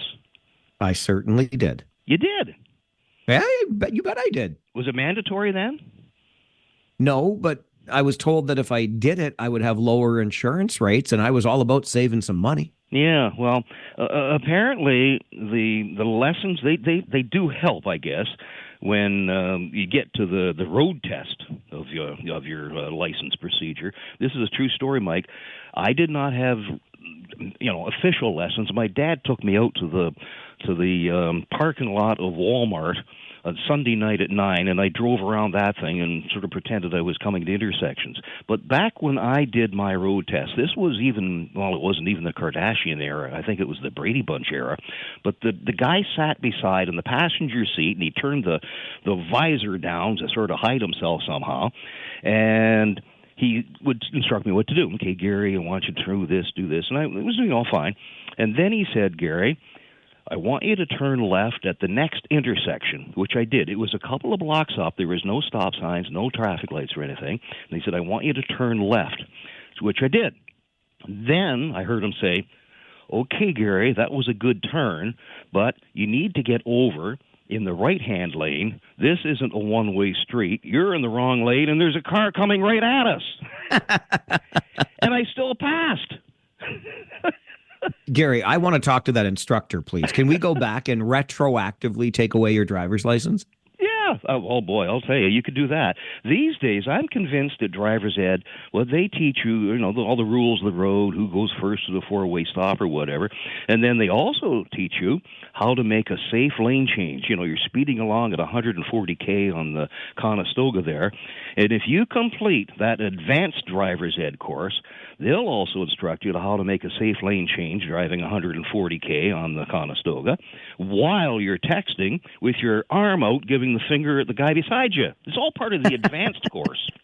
Absolutely. You want to be sure you're ready for everything on the road, and that's important right. stuff. And as you say, then you'll get a rebate or a cheaper insurance rate because of it. Absolutely. The living retired drivers, when they reach their 80th birthday, they have to go back and have another road test, apparently. And indeed, they do. Apparently what they do is drivers who, when they reach their 80th, they say, never, never, under any circumstances, do I intend on backing up. They only park in a spot if they can drive out of the spot before backing up. Do you know any people like that? Oh my gosh, I'm one of them, Gary. I'm always looking for the drive-through spot every chance I get. Yeah. It's just amazing how people are just continually, I'll drive around forever. There's the spot. I will not parallel park, but I will park where I can instantly pull out. But, of course, nowadays, I don't know why they do it because, well, when I started driving, we didn't have a backup camera. We actually, believe this, we had to turn and put my right arm over on the passenger seat with the gear in reverse, and I had to twist my head around to see where I was going. Well, now Gary, now you're just making up stories. Come on, that never happened. Well, put it this way: with the backup driver, the camera now, what it allows you to do is you don't even have to brush the snow off your window because it just starts backing up. Who cares? And it's so much better because the cars are equipped with this backup camera. Not only do you don't need to remove the snow, but you just look forward at the little monitor on your dashboard, and there's a bunch of green bars, and as you're backing up, they become yellow bars until eventually they become red bars, and that's when you slam your foot on the brakes, and all that snow in the back window instantly comes up over onto the front window, and to get that off, you just turn your wipers on. That's all you do. It's perfect. You figured out how to clean off your car. That's it. Exactly. It's all about you and putting the least effort into it. Here's another technology feature in our cars today. Help us drive back better. It's the side view mirror I'm sure it's on your car. The side view mirror on the passenger side. There's an inscription there, and it says, "Objects in mirror are closer than you think." Have you got that on yours? Absolutely. Yep. Mike, what on earth does a message in your outside rear view mirror on the passenger side, how does it help you when you're driving 120K, a big honking transport truck appears in, and the mirror, it says, "Objects in mirror are closer than you think." Drivers, we don't think. We're texting. What's that message do for you? It's useless technology. So what I do, Mike, when I'm driving, when I look over Jan's window over there, that outside mirror, and I see that big 18-wheel transport truck coming along, and it says, "Objects in mirror are closer than you think," I just look out my driver's side window because it doesn't say that there, so I just assume they're not close. That's perfect. That's the way to get around the message, Gary. That's right. It's the way we need to think. So if you think of all the cameras, the mirrors in our cars these days, there's the backup camera. I have a forward-facing camera out the front. I got a friend, his car has a camera that when he makes a right-hand turn, this camera comes on and it shows him how close he is as he clunks over the curb and makes his right turn. And then inside the car, we got the rear view mirror over top the dash up on the windshield that the driver looks at. We got the rear view mirror on the driver's side so we can see what's coming up behind. We got the rear view mirror over outside the passenger seat so the driver can see what's coming off in case they're interested. But Mike, the most important mirror in the entire vehicle, it's on the passenger side. It's the one your wife opens to check her makeup. And absolutely. Ours has two settings. Jan can look at it, and she can see what her lipstick looks like in a daylight setting or in an evening setting. Gary, it's the most important piece of equipment in your car. That's what it's all about. You got to have safe makeup. Absolutely. Always love these chats, my friend. Thanks for being here this morning. And go Rangers, go. Go Rangers, go. Gary Chalk joins us Thursday mornings for Living Retired on the radio. You can find him online, livingretired.press. While you're there, sign up for the column, have it delivered right into your inbox, and get in touch with Gary. He'll bring that unique style to your corporate event, your service club, whatever it happens to be. If you need a guest speaker, Gary Chalk is your man with Living Retired on the radio Thursday mornings here on our show. Go Rangers, says Gary. We'll have a Rangers game day, playoff game day preview coming up at 11:30. But right after this, they're not just in the playoffs, they're in the Super League final. We'll check in with our KW Titans next on the Mike Farwell Show. This is 570 News Radio.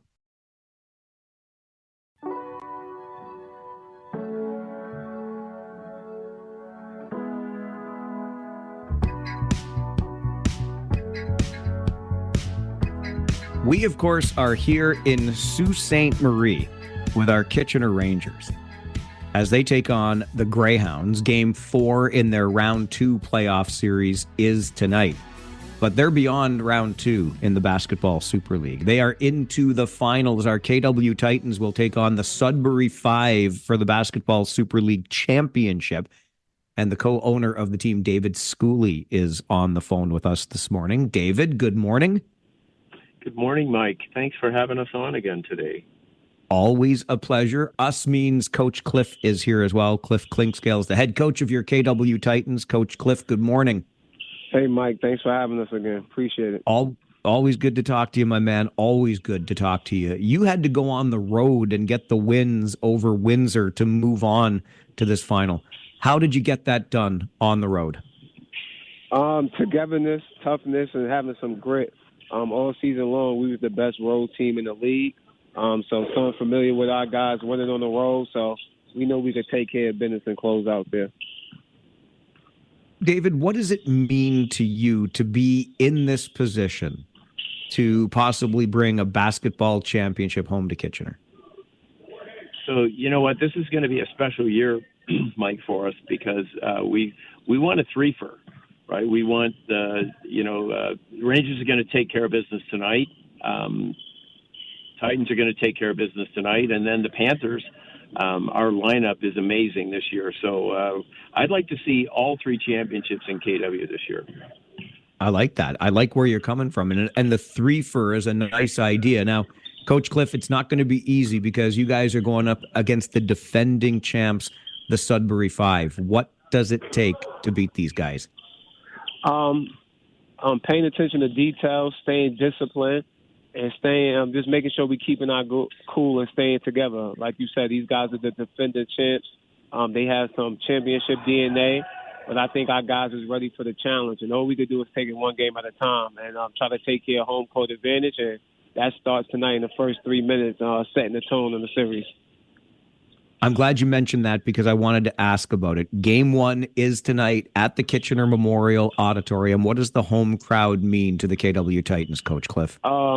That's big time. Long we on the court, giving it our all, playing hard. We give these supporting fans something to cheer for.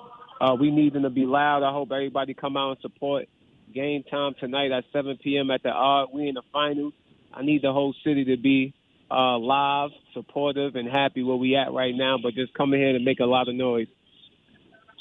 David, I know this was the mission since this season started. How does it feel to be here in this moment? You know what? I'm comfortable, honestly. We never get comfortable on the court, but Cliff has put together a team this year that, the record speaks for itself. Strongest team on the road, winning record at home, right? 19 wins, 7 losses. Like that's an incredible team that he's built. And our team is deep. We're playing 12 guys. And I think that's the difference. And hopefully that, Cliff talks about it all the time, that the last 4 minutes of the game is where they're won and lost. Coach Cliff, you were here a couple of years ago when you took on the London Lightning in the final. What do you take away from that experience that you can draw on in this final against Sudbury? You just try to learn from everything. You evaluate yourself as a coach and the coaching staff and ask yourself, did you coach the guys up in the best way you can and put them in the right position to win? I think the other time we didn't have enough experience to beat that team who has a lot of championship DNA, and they was the big dogs of this league. So I think this year we got the right set of guys, some young guys, some veterans, some guys that have been around the block and played in other countries in big games. So I think that's the difference with this team this season. David, how can people get out there and support our KW Titans? Game 1 tonight, Game 2 on Sunday afternoon. So it's best of 5. So we're here tonight at 7 and 3 o'clock on Sunday. It's going to be a special day on Sunday because my entire high school group of friends is coming. But there's still lots of tickets left. Here's what I'd love. I'd love Matt Hutchison to mention the Titans in the broadcast, because he missed us. He's talking about the Rangers, but I'd love him to mention that in the broadcast. And there's some great tickets available, right? So we need everybody coming out tonight that can, and Sunday is going to be a super big day. That could be our last regular season home game. Game 5 is, if needed, is scheduled for the 29th, but I'm hoping we don't need to come anywhere close to Game 5.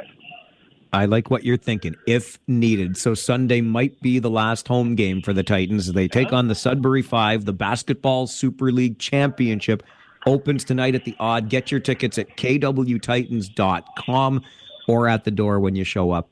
David, Coach Cliff, go get them tonight, and thanks for joining the show this morning. All right, Mike, thanks for having us. Yeah, always a pleasure, Mike. And you know what? We put up a couple more Farwell for hires this week, right, in the real estate business. I'm in Elmira right now, just ready to show my favorite clients, Larry and Wendy, a house. So, let's get all down to business, and we will see everybody tonight at 7. Okay? You got it. Thanks, David. Thanks, Coach Cliff Clinkscales, the coach of the KW Titans, David Schooley, the co-owner of the club. The KW Titans open the Basketball Super League final tonight, 7 o'clock at the Kitchener Memorial Auditorium. David mentioned Farwell for Hire signs. He helps out with my fundraiser. I've got some news about that to share before 11:30 this morning as well. It's a busy show for busy people. The Mike Farwell Show, 570 News Radio.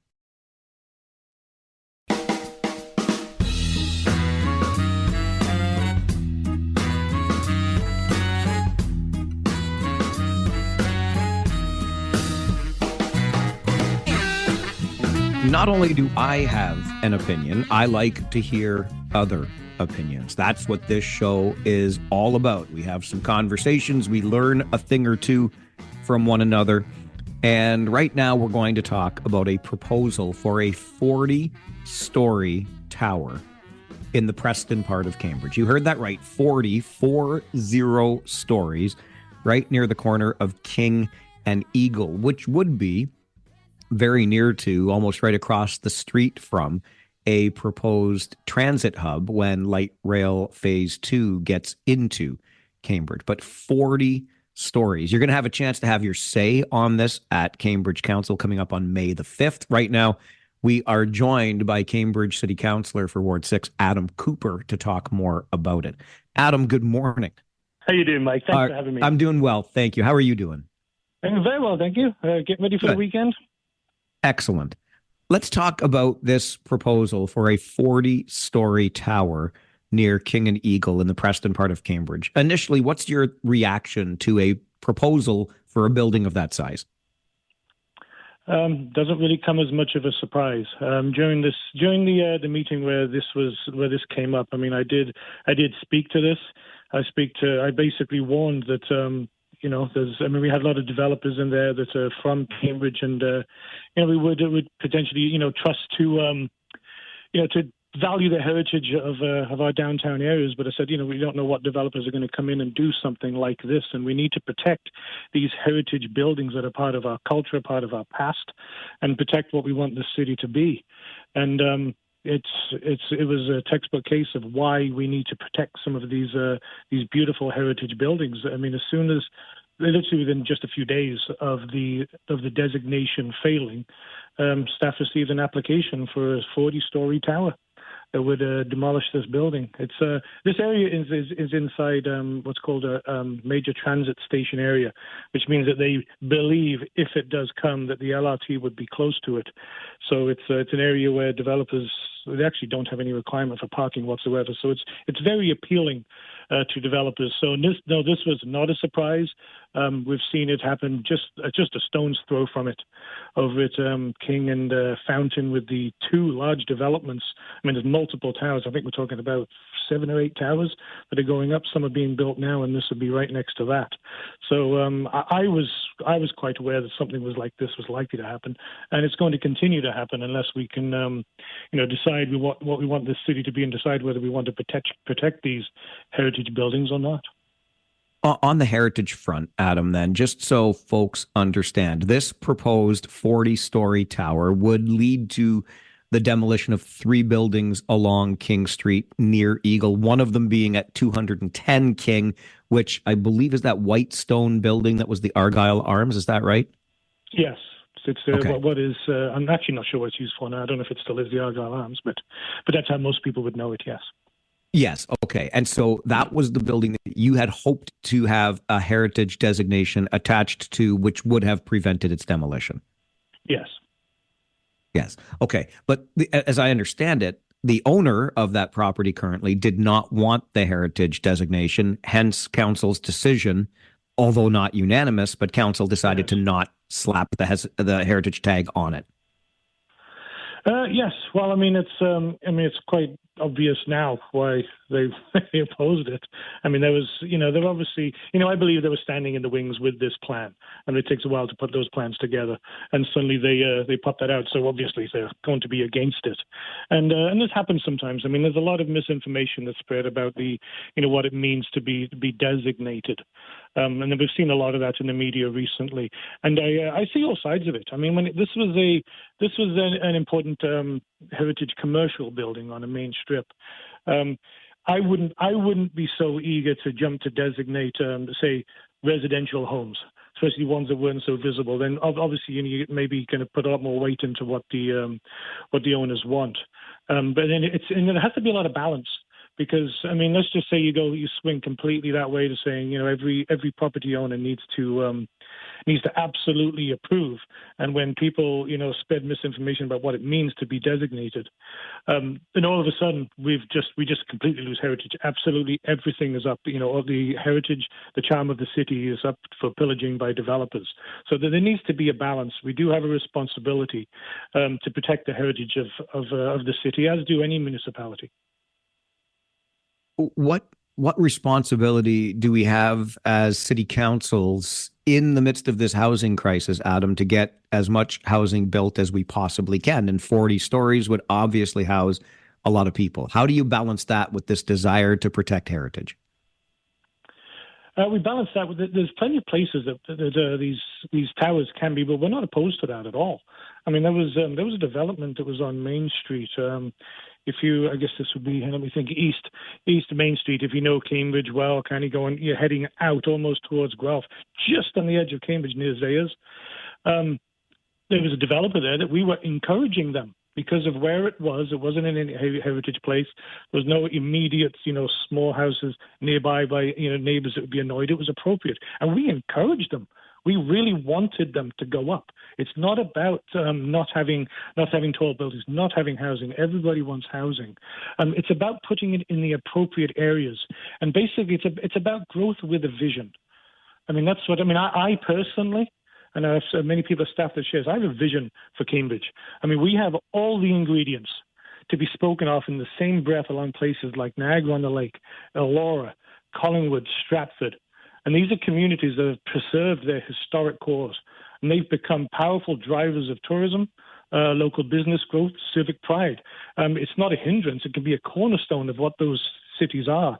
I mean, the cities I've just listed, some of those are some of the most beautiful cities in Ontario. And we had a consultant, external consultant, come in during the same meeting and state that we absolutely can have that. I mean, he hasn't seen a place like it. We can have that. We just have to have that vision.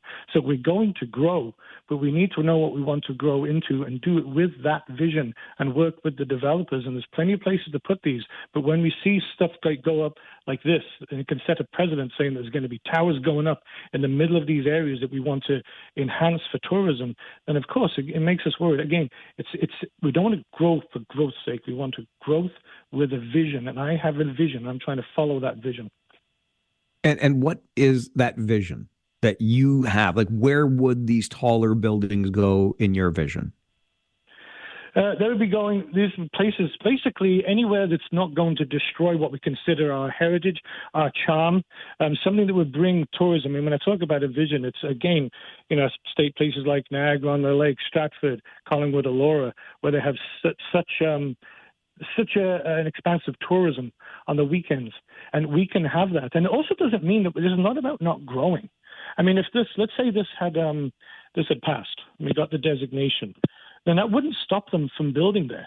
It would just require them to incorporate the building and do something that fits in with that heritage. And there are numerous places where we see that happen. I mean, there's about 20 heritage districts in Toronto, and they have become some of the most beautiful and sought after areas for people to live. So it's not about stopping growth. It's about having it fit in with the existing charm that's there and the beauty and the heritage and what made us who we are, and what made people come to the city in the first place, and maintaining that and growing along with it. It's not about stopping growth. Where does this proposal stand at this point, Adam? I know it's just that right now, a proposal. Staff is looking at it. Council is obviously having discussions. Where does this proposal stand? Well, they've got the complete application in. Meaning that they've, the people that have submitted the application have kind of, dotted their I's, crossed their T's, everything's there. And staff will look at it, and they will decide whether it's something that they want to, the staff always comes with a recommendation. Doesn't mean we have to follow it, but they will come with a recommendation and a big report about what the developer wants to do. And, it's up to council to say whether we approve of that and accept it, or whether we reject it. But this is a good opportunity to get across what something that could be frustrating for councillors and staff is that while we have the opportunity to approve and reject, it doesn't necessarily mean at all that we have the power to absolutely reject it, because in many cases, for example, this tower, if we were to reject it, if we said it was too tall, which may very well happen, the developer will appeal it to the OLT, the Ontario Land Tribunal, and they may very well win. They do win a lot of the time. So more than 90% of the time, if I'm not mistaken. It's about 97% of the time. A lot of it depends on staff recommendations. You are far more likely to win if staff does not recommend the building for various reasons, the things that they look at. So that's really one of the biggest influencing factors in this, is whether staff recommends or does not recommend. And that's what's coming, but it's going to be contentious. There's a lot of people that are very much objecting to what they're seeing going on in this area of Cambridge. And related to that is also the traffic, the buildings that are going up at Preston Springs that got approved by the OLT, even though we rejected it, and I think it's 4 or 5 towers that are right next to it, kitty corner.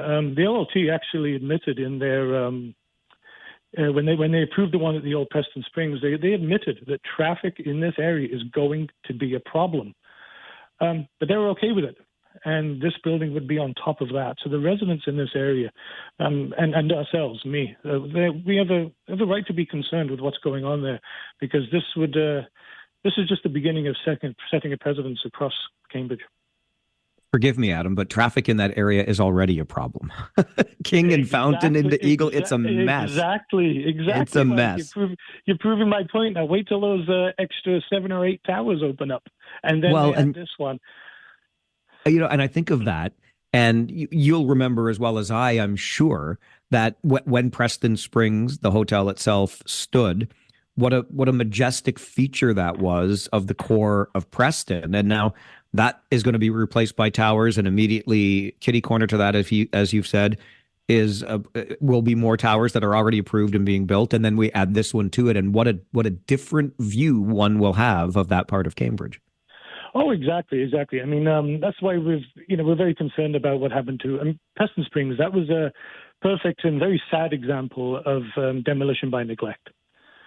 We've I can't remember exactly where we are in the process of that, but we're trying to avoid something like that happening again, where vacant buildings are not left to just sit and fall apart, and then suddenly there's no option to get rid of it. Because it's for those that never saw the Preston Springs, it's sad that we lost that. And there were other beautiful heritage buildings on the other kitty corner too. So, but yes, I like I said, I have a bit of a vision for Cambridge of what we could become to revitalize our downtown area, especially downtown Galt. I think Hesper can do it.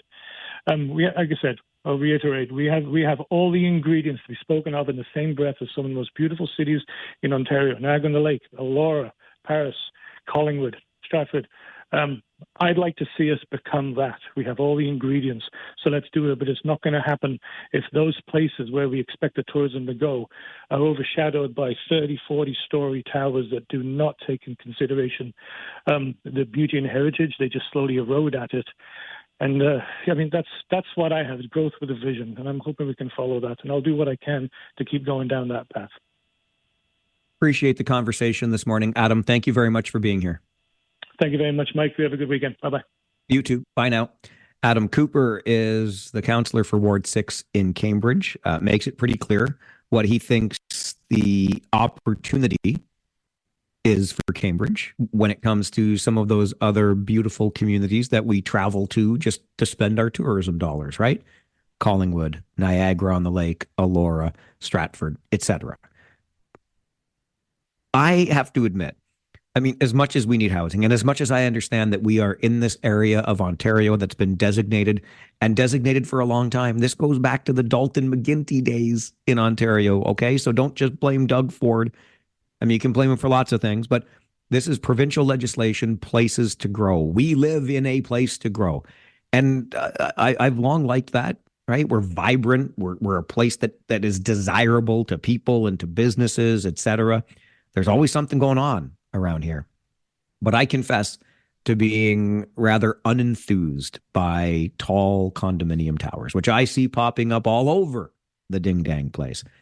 And I have a special affinity for that particular part of Cambridge, that part of King Street going right past Riverside Park, and then to, if you're driving into Sean's Hell, don't even get me started, and the mess of traffic that is King and Fountain in Cambridge, but you're heading in, you got Riverside Park on your right, and then this 40-story tower will spring up, or pardon me, Riverside Park will be on your left, and then this 40-story tower will spring up on your right, after you have already passed the towers that are replacing the once majestic Preston Springs Hotel and the towers that are going up across the street from that.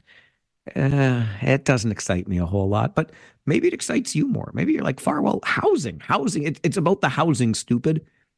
I'm open for the conversation. I love hearing different thoughts about how we are growing and what we are doing. And if you've got any of those thoughts you'd like to share, our phone lines are always open to you on the Mike Farwell Show.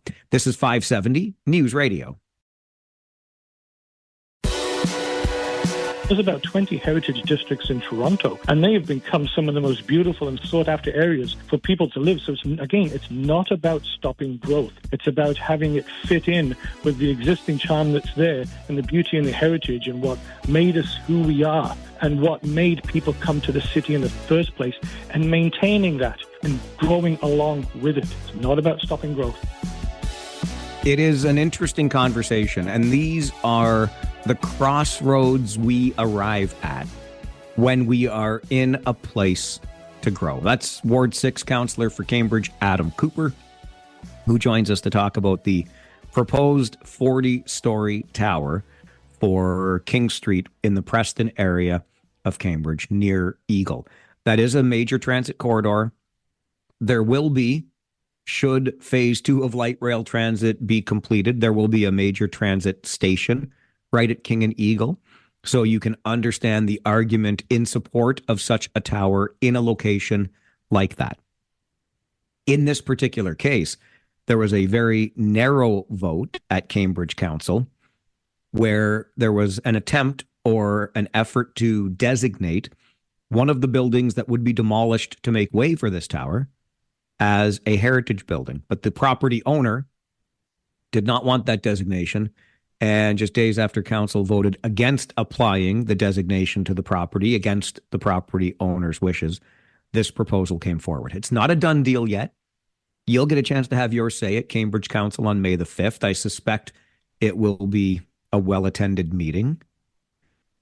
And as Councillor Cooper said, if council votes against this, it can be taken to the Ontario Land Tribunal, which almost always votes in favor of the developer. It's an interesting time. Do we keep growing up at all costs? Is there any area here that we could look at as protecting the heritage, the charm of the original community, These are tough things. Robert is with us on the phone this morning. Good morning, Robert.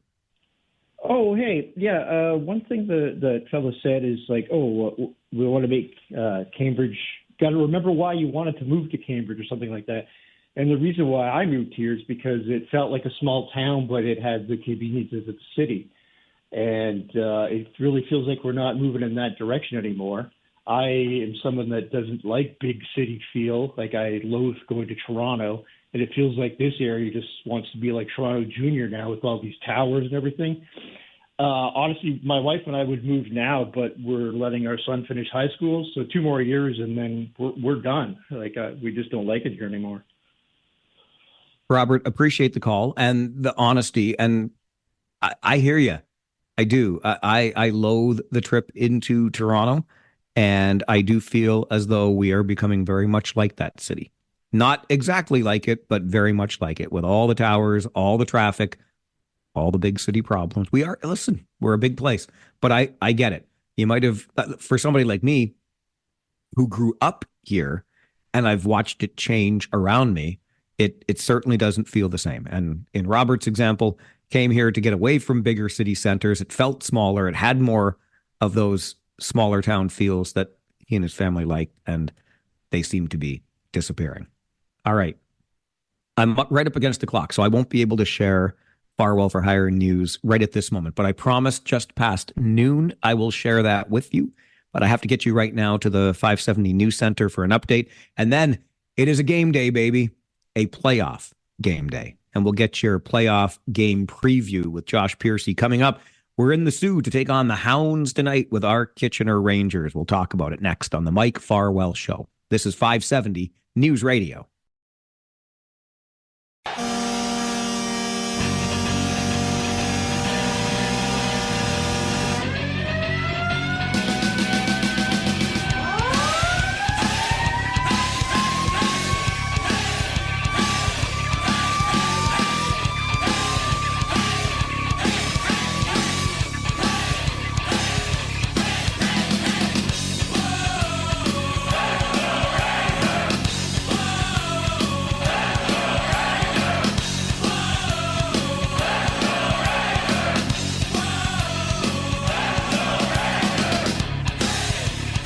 It is the sound that you know oh so well from back at the Kitchener Memorial Auditorium. The sound you hear, the music you hear when the Kitchener Rangers score a goal. They scored 4 goals in their last playoff game on Tuesday night. That game was played up here in Sault Ste. Marie. And those 4 goals for the Rangers were enough to beat the Sault Ste. Marie Greyhounds 4-3. And now some way, somehow, the Kitchener Rangers have a 3-0 series lead in this Western Conference semifinal. Yes, they could wrap it up tonight. Josh Piercy, color commentator on our Rangers broadcasts, joins me here for a little playoff game day preview. Let me bring you behind the curtain since this is an audio-only part of the show. We're here in our hotel in Sault Ste. Marie. We'll brag about that in a moment. Listen, Josh even mentioned early this morning, I'm all buttoned down and ready to go. This guy looks like a hockey player getting interviewed at intermission. He's got a towel around his neck. He's got his shorts on, his ball cap's on backwards, just finished a nice workout. He doesn't smell at all. Don't worry about it. Like, this is fine as we sit here and share space. You're good, buddy. This room is really starting to get a little ripe now that we're in our what is this, day 4? I've lost track. What day of the week is it? I know. We called it during round 1. We called ourselves cellmates. I think that, we've got another sentence, but this time it's on a lighter security prison because this Quattro here in Sault Ste. Marie, quite beautiful. But you're right. I was down in the gym there the other day, and a couple of the players and a couple of the coaches were working out. So it was really it was a pressure experience for me. And they don't think radio guys can move weight. And when I picked up those 10s, they knew. I was going to say, did you throw around more iron? You gotta up your game then. You gotta try to up your game as much as you can. This place that we have here, it's like Paul Bernardo now. Like, that's how minimum the security is for us. I probably shouldn't make those bad jokes while we're talking hockey, but I don't know what we did to deserve this. True story. When we walked into our room on Monday night, I said to JP, I'm like, can you just look at the key holder that we got? Does it actually have our names on it? Because I think we got UC Ahokas's hotel room. We are living the dream here at the Quattro in the Sioux. Yeah, last time we got on the mic like this at the hotel in Saginaw, I think I was sitting on a shoe rack, or maybe it was a clothes dryer, but now it's a beautiful kitchenette. And yeah, we are. This is the show HL. We're living the lap of luxury right now. We certainly are. The kitchenette, the sofa, the armchair, a couple of beds on the other side. It's pretty nice. Don't tell Rangers head coach UC Ahokas that we got his room for this trip. Okay, down to business. We are, of course, here on the road. Game 4 tonight. Josh, did you think that we would be here? And by here, I don't mean here in the Sioux. We actually, so far, we're 2 for 2. When the playoffs, before the playoffs began, we said, you know, what our playoff run could look like. It could go Saginaw, Sault Ste. Marie, Flint. Maybe not Flint anymore, but we kind of expected to be playing the Sioux at some point. But did you expect to be here? And by that, I mean up 3-0 in this series with the chance to close it out in the minimum tonight. Yeah, I don't think so. I don't. Now that we're in this position, Mike, and we're ready to watch a game 4, which is potentially decisive. You know, I'm looking back on it, not super surprised, especially considering the way that the first 3 games in this series have gone. But I think if you would have told me before the series started that we could be watching the Rangers up 3-0 at this point, I would have been a little bit surprised. I would have definitely taken that result, but been, this Sioux Greyhounds team is very good, and they've put in a very good shift over this series. It's just these little things that these Kitchener Rangers have dialed in, and little things that are big things. You know, it's the work ethic that these guys have. It's the belief they have in the systems that they're playing right now and the way that their coaches have been playing. This was always going to be a tight series, decided by fine margins, and this Kitchener Rangers team lives within those margins, and they practice those things day in, day out. So I'm surprised that the results have gone the way they have, you know, when you zoom out far, but when you look in closer at this, I think you'd think that the Rangers are right where they should be. So you've been with this team now for 68 regular season games, 7 playoff games for a total of 75. How did they get here? I think, how did they get here specifically? Obviously, you have to go back to that December, January point in the season. The Rangers were playing very well through the first half and getting a lot out of a group where maybe that were considered middle of the pack in terms of talent. And then you bring in the likes of Dylan Edwards, who had a hat trick. He's got 5 in his last 2 games. Sam O'Reilly, who had a hat trick a couple of games ago and who's played great hockey. Jared Woolley, Gabe Sherratt, who I think has been a little bit underrated so far in these playoffs. He's having a great couple of performances, especially here in the Sioux. I've liked the way that he has played. And then Matthew Andonovski coming back to the team. It's added that little bit of star power, and it's added the mentality that I think has spread throughout the rest of the locker room. And what that is just it's a vicious hunger to win and to do the right things and to play the right way. And obviously that's reinforced by these coaches and this coaching staff and by this organization as a whole. You know, everybody wants to win in the Rangers organization right now, from the general manager to the coaches, to the players, to the training staff, the concession stand people back at the odd, the folks who are out there helping you park your car. I think they all have a belief in this team, and that stuff is ingrained well into this organization right now. And it sounds a little bit vague, a little bit broad, that it's just a belief that's pushing this team through, but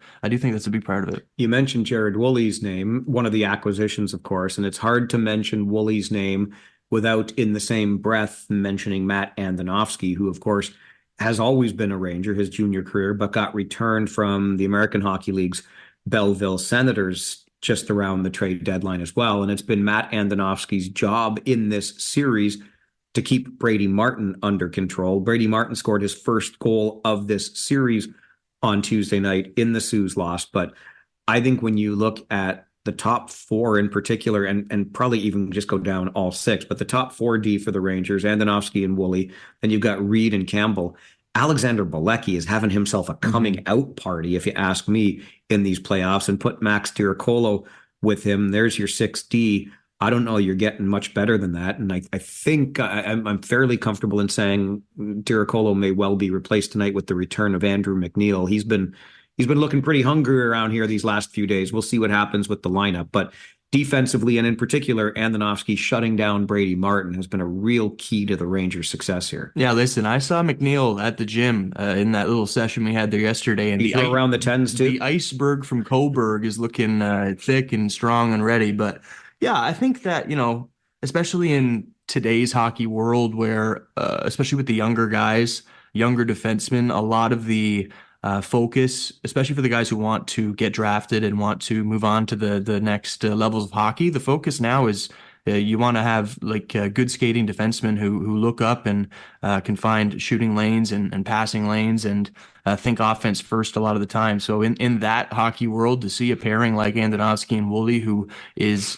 100% shut down first, beat you into the ground first, play hard defense first. It's really, really, it's a good thing to see that style of play is still alive and well in hockey. And you go further down that list, Carson Campbell's that same kind of mentality, but Cameron Reid and Alexander Bilecki are two of the more creative and better skating defensemen in this league. And Cameron Reid, I think, isn't really getting as many flowers as maybe he deserves for the way that he's playing through these playoffs. He's stepped up his game considerably, and that's part of the reason why those Nashville Predators are so high on him. They're not only high on the guy who he's playing against in this series, Brady Martin. They're very excited about Reid's future, and Max Tiracolo as well. He's having a great series. He's stepped up exactly when he's needed to, and he has not looked out of place at all in one of the best defensive six in the league. Tiracolo had himself an invite to a pro camp with the Detroit Red Wings last offseason. The way he's going, he may well get himself another one of those invites. It's a big game 4 tonight here in the Sioux. They say the fourth game of a series is the toughest one to win.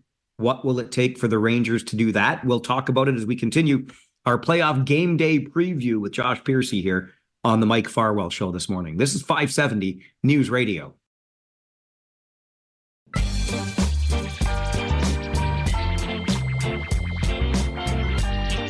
It is the remote broadcast from Sault Ste. Marie. I am sure of the city that we are in. I'm not so sure of the day of the week. It feels like a long time on the road, but we're coming home after the game tonight. And I'll let you in on this little tidbit. We're leaving on a jet plane, baby. We're going to hop aboard a bird and come home, because if the Sault Ste. Marie Greyhounds can be successful tonight, we have game 5 right away tomorrow in Kitchener. I don't even want to think about that. I want to be selfish and say, hey, Rangers, would you do me a favor here? We'll get to more of that and what the Rangers need to do to withstand what will absolutely be the best they've seen from these Greyhounds in this series coming up tonight, as Josh Piercy joins us for the Rangers playoff game day preview. The Rangers on the brink of a sweep. One team has already swept its way through this second round. That was the Brantford Bulldogs. They eliminated the North Bay Battalion last night, 5-3, taking that series in 4. They had to play last night because they got flooded out. There was too much flooding in North Bay on Tuesday. They had to postpone the game for safety reasons. Windsor leads Flint 3-0. Their fourth game is tonight in Flint. And the Ottawa 67s got onto the board, if you will, at least games-wise, on home ice. They were down 2-0 to Barrie. Ottawa won game 3, so it's still 2-1 for the Colts with game 4 in that series tonight, and the 67s looking to draw even. But on the whole, Josh, what are your thoughts of the second round so far? Yeah, it's been a little bit like the first, and surprising again. I think that the Brantford North Bay series you probably always thought was going to go 4 games, and North Bay, they were in it for one, that being the first game back in North Bay in that series, but and then they hung in it in game 4 too, as a matter of fact. But you kind of always thought that the Bulldogs would just be too much. But yeah, I mean, that Barrie Ottawa series I think is really enticing. I think that Ottawa could definitely take game 4 also in the nation's capital, but did not expect Windsor to be up 3-0 on Flint. The way that they play and the way they play specifically at the Dort at home has been really good all season. So to see them lose game 3 at home and lose in the way that they did, I thought was pretty surprising, especially after. Well, here's the thing: maybe they just didn't get tested in round 1. I think that's a big part of it. Yeah, like they absolutely obliterated the Owen Sound attack, outscoring them 35-3 in the series. So they were probably feeling pretty good about themselves, and maybe realized too late that the Windsor Spitfires are certainly not the Owen Sound attack. Yeah, and if Windsor is able to win in game 4, and if Kitchener is able to win in game 4, I'm sure that we won't see the same thing, a team not being ready, because throughout this series with the Sioux, these guys have put everything into it, and it's not been a blowout series where the Rangers have a 3-0 lead. It's been really, really close. It's been really, really tight. And this will have sharpened the Rangers significantly in preparation for whatever series are to come. And you said it, Mike. Win tonight would be ever so nice for those softer radio broadcasters like you and I. Plenty of time to talk about it, but just getting selfish again for a moment and thinking ahead. The prospect of a Kitchener-Windsor playoff series is a rather tantalizing one. That would be third time in 4 years, if I'm not mistaken, the teams would meet one another. And last year, of course, the Rangers pulled off the reverse sweep in the postseason, down 3-0 to Windsor, and came all the way back to win it in 7. I would love to see another series between those two. Yeah, you'd almost be scared of Windsor because there's a lot of ghosts in that closet, and there's a lot on the line for that organization when it comes to failing to win over the Kitchener Rangers. And I thought the Rangers throughout the regular season handled the Spitfires pretty well. So it'd be a heck of a series. They've got a heck of a goaltender. They've got some really impressive forwards. They've got a decent D-line. In a lot of ways, they're built pretty similarly. Their special teams are excellent as well over in Windsor. So it'd be a heck of a series. And then, just quickly, you mentioned the Barrie and Ottawa series. Shout out to Dave Cameron, a fellow East Coaster, winning Coach of the Year. And I'm sure, there are plenty of people in Rangers Nation who would have said that maybe you give our guy from Finland 2 in a row. But Dave's one of the greats and one of the nicest guys in the league. Absolutely. 4 times in 5 years, I think, is what it would turn into between the Rangers and the Spits. I'm going off the top of my head, but the other thing about Windsor, up 3-0 in a series, just imagine if Flint wins game 4 tonight to stay alive in the series. You got to think that there's just that tiniest kernel of doubt that creeps into this Windsor's mind, thinking, wait a minute, weren't we up 3-0 on a team last year in the playoffs? What happened then? Yeah, you're right. And throughout the regular season, I think we saw enough from Flint to think that they're capable of a similar comeback. It's just one of those where you got to wince at it and say they couldn't, could they? They couldn't, could they? And then we'll see. Maybe by Monday we'll be writing different headlines. But I suspect that Windsor will probably come out tonight and win. But if they don't, that's going to be squeaky bum time there in Windsor. That's for sure. UC Ahokas mentioned it to you in your post-game interview after Game 3. The 4th is always the toughest game to win, and that's a well-worn cliche in sport. This Sioux team is a very good team. There hasn't been a lot of margin in any of the games. The Rangers win Game 1 3-1. They get into a shootout in Game 2, score 2 empty netters, and win 8-5. And then I thought Tuesday was as good a playoff hockey game as anyone could have expected. The 4,500 plus at the GFL Memorial Gardens were really treated to a well-played game. Unfortunately for them, their home team here in the Sioux came out on the wrong side of it. What do you expect from these Greyhounds tonight, Josh? And what are the Rangers going to have to do if they want to close this thing out in the minimum? Yeah, well, the Rangers are going to have to avoid winning 4 games in a row, which is not something they are likely to ever do. You mean losing 4 games in a row? Exactly. Yeah. It's not something they're likely to ever do as they're set up right now. And the thing for the Sioux is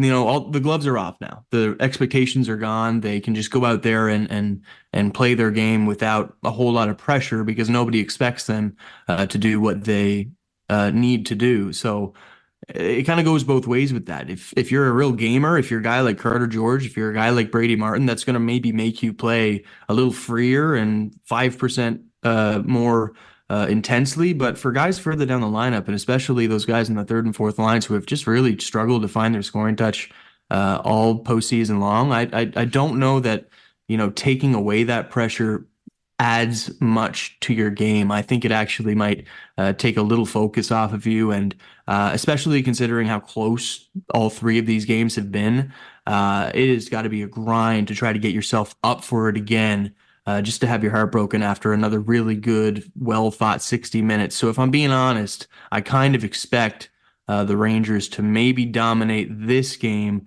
more than they have the past three. And that's not to say that they haven't played well. It's just been very close games. And for me, I think the win might be out of those sails up here in Sault Ste. Marie. I think if the Rangers can get the lead early tonight, Josh, it might just break the Greyhounds, because they must feel as though they've done everything they need to do and they just can't get through. Every time they scored on Tuesday night, the Rangers would just say, okay, well, we're going to come back and score another goal. So I think the early part of this game, I think if the Kitchener can get up by 2 in the first period, this one, I think you just break the spirit that's left in the Sioux. And I have to just feel quickly a little bit badly for the Greyhounds club. Just imagine being in this situation where if there's a game 5, both teams are flying out of here tonight. But you've got that plan at the ready. If the Sioux loses, like, do you get a refund? Is there a deposit? Is it a refundable deposit? Like, how do you undo that? Or worse still, again, you got the plane booked. Let's say you win, you go back and you lose and get just, guys, save me $30,000. What, I don't know what it costs for a plane, but you know what I'm saying. I feel bad for them up here. Mike, in today's world of aviation, I'm going to go ahead and suspect that you do not get a refund, right? On that, yeah, it is. So the Sioux better use it. That should be, the owner should go in and give a speech tonight, guys. I got the plane booked. Don't waste it. Yeah, maybe they go to Cancun. Maybe they pull the NBA card and they're on the beach. But yeah, we will hope for that, and the Sioux obviously will hope for a trip to Gitch tomorrow night. All right. Josh and I will be on the air at GFL Memorial Gardens here in the Sioux. We walked to the game on Tuesday. We might do it again tonight because we know the way to get there now. We'll get there in shorter time. Either way, we'll be on the air with your Harris Law pregame show at 6:30. Rangers Hounds game 4 right here on your home of Kitchener Rangers hockey. There are some really interesting connections to share with you between these Rangers and these Hounds, playoff history, hockey history, and it bodes very well for Kitchener. I'll get into that as we start the Talkback Hour next on the Mike Farwell Show. This is 570 News Radio.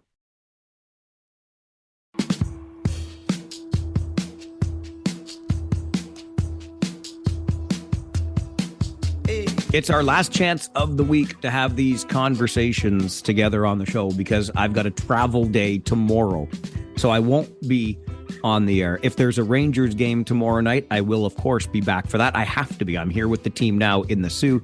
I'll be back for a game 5 if necessary. Game 4 tonight. Pre-game starts at 6:30 right here on your home of Kitchener Rangers hockey. But let's engage in some conversation for our final hour together live this week. It's the Talkback Hour. We continue with Cora. Cora, good afternoon. You're on Talkback. Yes, I have a comment to make about a store in Kitchener I've never come across. I'm in my late 90s, and I have relatives that buy bird seed and bird wreaths every Christmas for I don't know how long. And this past Christmas, the one wreath, when I went to put it out, it was all mush. It fell apart. So I decided to phone the store and complain, and the gentleman was so polite. I couldn't believe we still have people like that around. And he said, I'm sorry, but he said, I think I know what you're talking about. He said, I put one wreath under the desk and put a note, don't sell, and somebody must have sold it to you. And I said, well, it was my granddaughter or my daughter-in-law that had bought them. So he looked it up, and he said, was this her name, and this is where she lives? I said, yes. He said, well, I'll tell you what we'll do. We'll send you a new one tomorrow. And I said, oh, thank you. So my daughter said, well, see how long it takes for it to come. And would you believe that man, I don't know whether he was the salesman, but I'm sure he had to be the owner. Within 24 hours, a car pulled in my driveway in Cambridge here, and the man got out and handed me this bag and brought me a wreath. I just, to this day, I'm shocked to think, and I sure hope people up there will support that store. Well, Cora, that is a lovely story. And since it's so positive and somebody did such a great job with customer service, like I please. Say, in this day and age, you're lucky if they snap you off and don't want to listen to you. But it was That's right. So tell us who they are. Yeah, who are and they? I used to work in a store, and I know what it's like with people, but that was outstanding. What's the name of the store? It was Birds Unlimited. Birds Unlimited. Cora, thank you very much for sharing that story today. Great to hear from you. Way to go. Customer service gets an A+, a gold star right there. Talkback continues. Jason is on the line with us. Jason, good afternoon. Good afternoon, Mike, and I hope you're enjoying the nice weather in the Sioux. I'm in the Sioux. That's all. That's about it. We'll about leave it at that. Yeah, exactly. With Mr. Bowman retiring, it sounds like there's an open seat up in the big show. You considered making the jump to the show, Mike? Or Jason, do you think anybody would consider me in the show? Come on now with your coming on. Well, I mean, the seat is open. The mic is off. There's always potential, Mike. I guess it's like you Leaf fans say. There's always next season. Easy.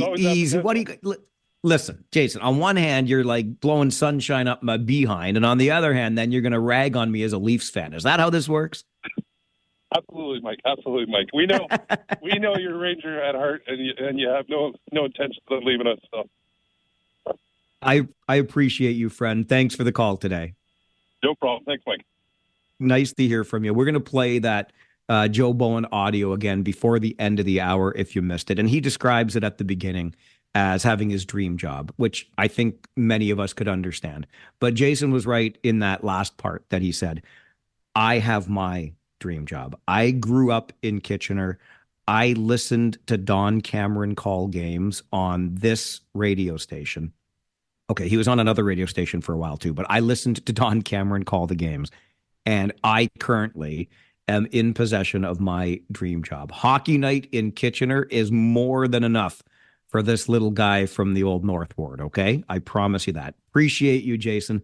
I think Bowen's kid's going to get the job. That's a whole other story. Let's just continue Talkback. Ernie is with us on Talkback today. Good afternoon, Ernie. Hey, Mike. Just wanted to say that Bowen, I just watched like his last clip on Facebook, and I definitely how can you watch that without getting a tear in your eye? You know? I know. I got the Dust Ninjas were here this morning too when I was listening to it. I was just like, man, like that guy is such a beauty, and I remember even for the guys on the radio do the broadcast, like when Jerry Howarth when he retired, when there was a choice of doing yard work, but I wanted to watch the Jays game, I'm like, yeah, but you know I should get yard work done, but I get to listen to Jerry. So it just seemed like just listening to him call a baseball game on the air. I miss his radio baseball voice where he'd call a Jays game, but Bowen's on the same level, bar none. Like the guy was such a beauty on the radio. And Mike, you know what? You do a pretty good job yourself. So I'm not going to blow too much smoke up there. You know Joe Bowen, but you do a good job. You know, so you get us interested and excited when you call the game. So yeah, that's because I'm excited and interested. That's why, you know. Well, exactly, right? So just one of those things. I just wanted to bring it up because he's going to be missed for sure. 100%. And go Rangers, Mikey. Love it, Ernie. Great to hear from you, bud. Thank you. Thanks. Ernie will never blow too much sunshine up my derriere because he's a Baltimore Ravens fan. And Baltimore Ravens fans and Pittsburgh Steelers fans like me, they don't always get along. But Ernie's a good man. And since he brought up Jerry Howarth, I'm going to do this.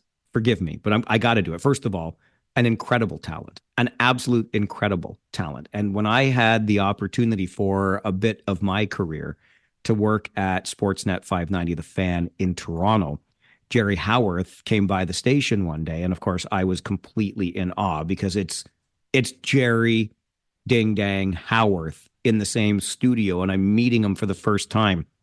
You know what Jerry Howarth said to me? He said, "Oh, you're the new guy that does the updates on the morning, right?" I said, yes, Mr. Howarth, I am.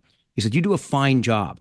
And he didn't mean it fine like when, your spouse says fine, because then, that's not fine at all. He meant it in like the classic sense, right? You do fine work. And I remember, I wish I could have been recording that, but Jerry Howarth said that. And that meant a lot. That guy was an absolute pro, top to bottom. And Ernie's so right. The soundtrack of our summers with Jerry Howarth, the soundtrack of our winters with Joe Bowen. And Bowen called his final game for the Maple Leafs last night. How do we feel about that? Like, do we feel bad for the guy that he went more than 40 years with one team and never called a championship? Or are you like, sorry, pal, you could have gone to a winner, but you stuck with those losing Leafs? We'll play the audio for you, take more of your calls on Talkback as we continue this afternoon on the Mike Farwell Show. This is 570 News Radio.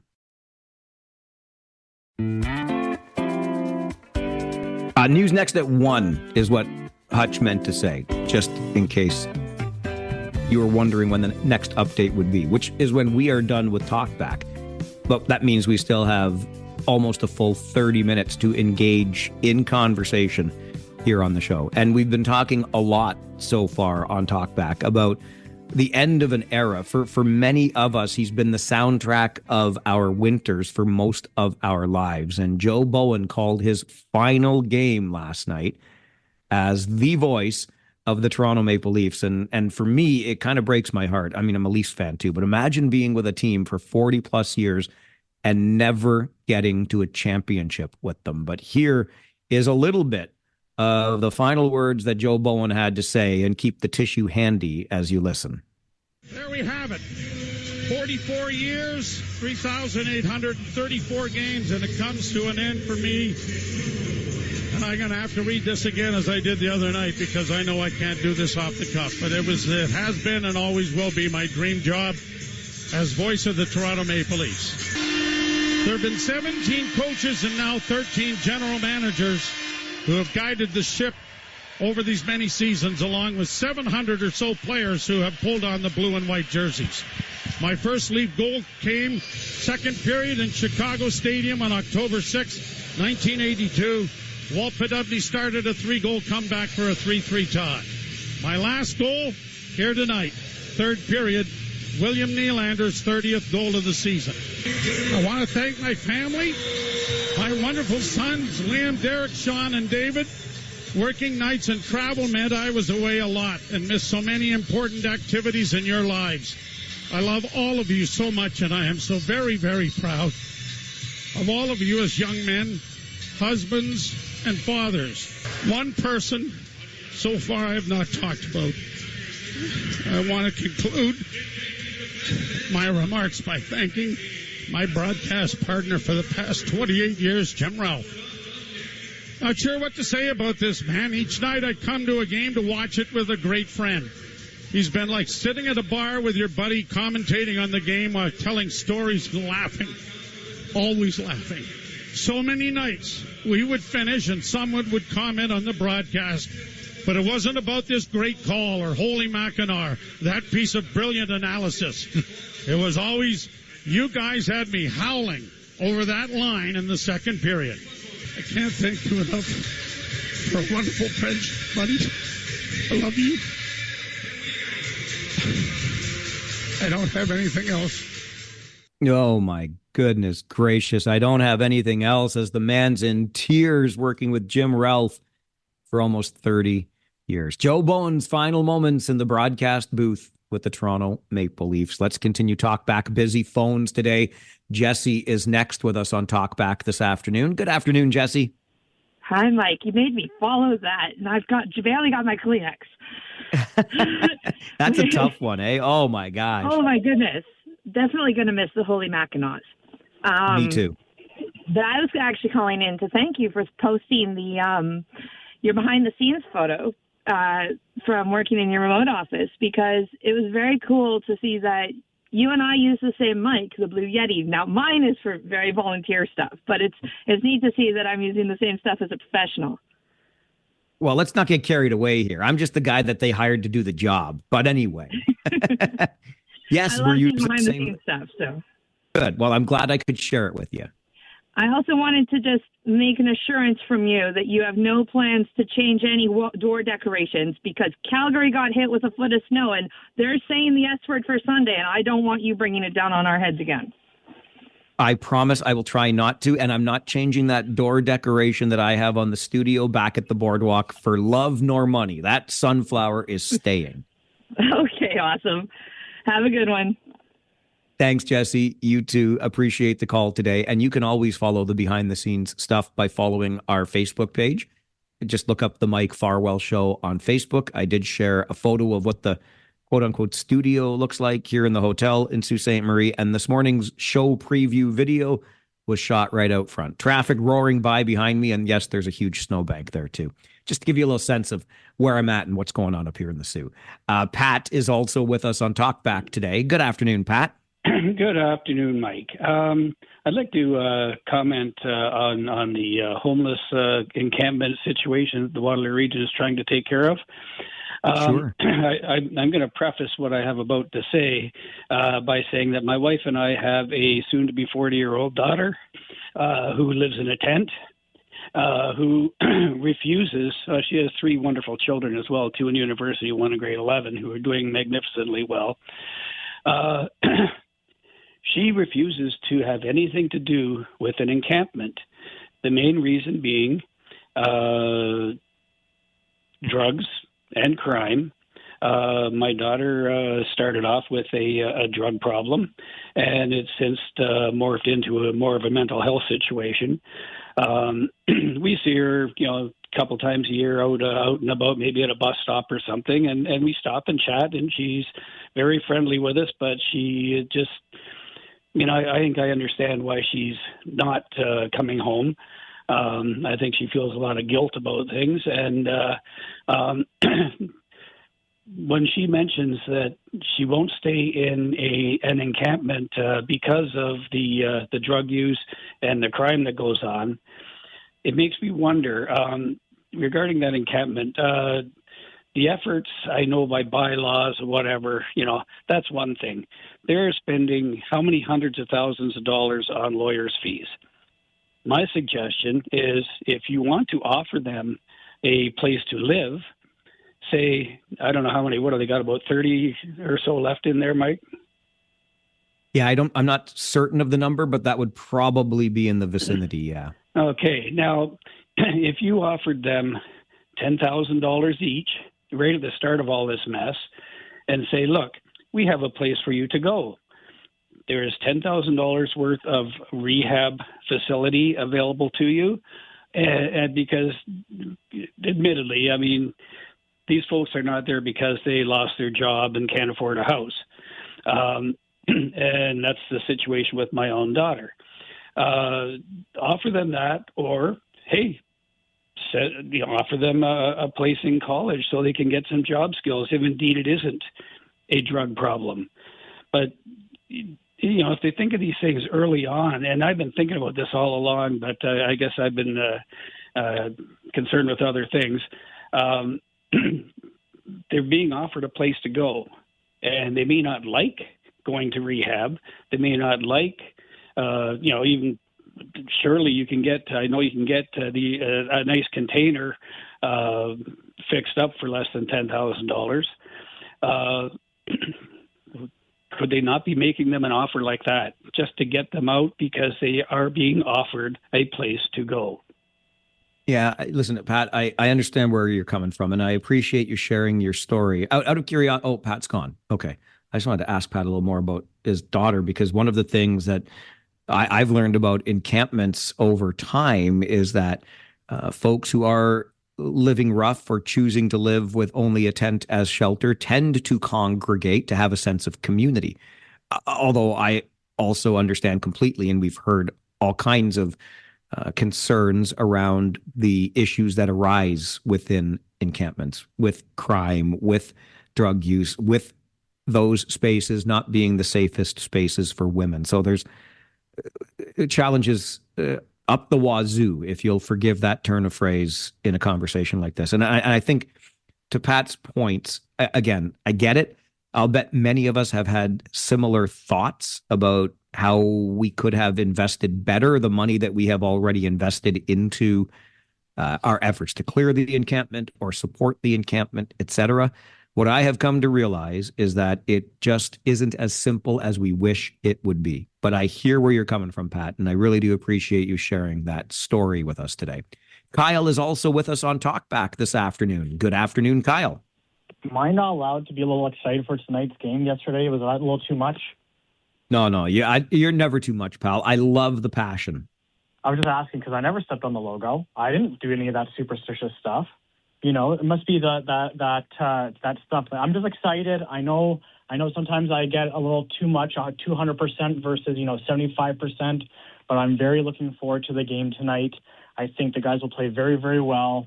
And, I hope that they could pull it off because, like I said, the travel for you and the whole team is brutal, up and down to Sault Ste. Marie. And, having a couple of days off would be nice, or, a week off would be nice. But I'm excited to look at the game tonight, Mike. I hope you enjoy it. As always, I love listening to you and Josh Piercy. It's really cool to get your perspective on the game and stuff. And I can't wait. And it was nice last game to hear Antis score. So yeah, I'm excited. But go Rangers, go! I'm looking forward to it, buddy. Thanks a lot, and I'll listen to you tonight at the game. Thanks, bud. All right, Kyle. Appreciate it. That's a very subdued Kyle today. Avery Anstis, the former Listowel Cyclone. We know that Kyle volunteers with the Sykes in the GOHL loop. And yes, Josh Piercy and I will bring you our very best tonight because this is your home of Kitchener Rangers hockey. So where the team goes, we go. And we'll be right there with the team tonight at GFL Memorial Gardens here in the Soo. Grant is with us on Talkback this afternoon also. Good afternoon, Grant. Yeah, good afternoon. I'm going to touch on three things. Me and my brother had a kind of a disagreement a couple days ago with Matthew Andonovsky. He's thinking that, as we already know, he's signed a first pro contract, and he doesn't think he's going to be given a second pro contract. And I said, of course he is. Why don't we wait for the ink to dry on the first one there, Grant? How about that? Yeah. We'll see how it goes. Yeah. Yeah, and I said, I'm pretty sure Mike would agree with me. Oh, no. Yeah, he's a homeboy. No, I think he would say either he needs to tidy up this and to be able to get another one. And yeah, do you remember this chap many years ago? He built these small little homes for the homeless people. Now he's passed on, and whoever bought that land. Yeah, you're talking about Ron Doyle, who used to own Lot 42. That's where a Better Tent City was first established. Ron Doyle was a terrific benefactor in our community, for sure. And we have not had anybody like him around. And in my opinion, and I told you this at that time, that whoever bought it, in my opinion, was disgraced because. Well, no, hang on. No, there's no real ownership of a Better Tent City. This is essentially a volunteer-run organization that's sitting right now on land owned by our public school board. So there's not an owner per se. I guess you can, if you want to be upset with the people that now own Lot 42, that's your right, but it's also their property. So. Well, then they should think, oh, geez, this is for the homeless people. Well, not everybody thinks like Ron Doyle thought. That's all. Yeah, well, Yeah. Okay, so there's two things. I got to get to a commercial break. What's your third? Okay. Yep. Bye.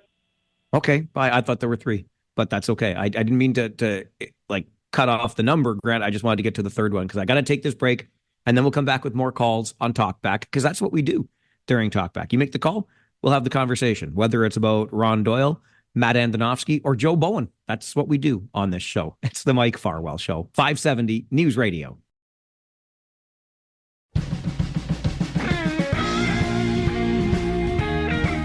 Every day, noon until 1, we open up the phone lines, giving you the chance to have your say on the show. And this is our last chance to do it this week. There will be no live show tomorrow. It's a travel day in this playoff series with the Kitchener Rangers and Soo Greyhounds. So get in while you can. Right back to the phones we go. Get as many calls as we can into the Talkback Hour. George is with us. Good afternoon, George. Yes, good afternoon, Mike. How you doing there? I'm well, thank you. How are you doing there? I'm doing really good. I was going to talk to you tomorrow about this, but I guess you're not in till Monday. I want to talk to you about a guy who's Mike Richards' brother, but I want to save it until you're back on Monday, and then we can talk about Mike Richards' brother. Go, Rangers, go. Wow, George, that is like what we call a tease in the radio biz. Okay, I'll wait patiently till Monday. Thank you for the call. I'm not going to say any more, but that's what I'm going to talk to you on Monday, hopefully.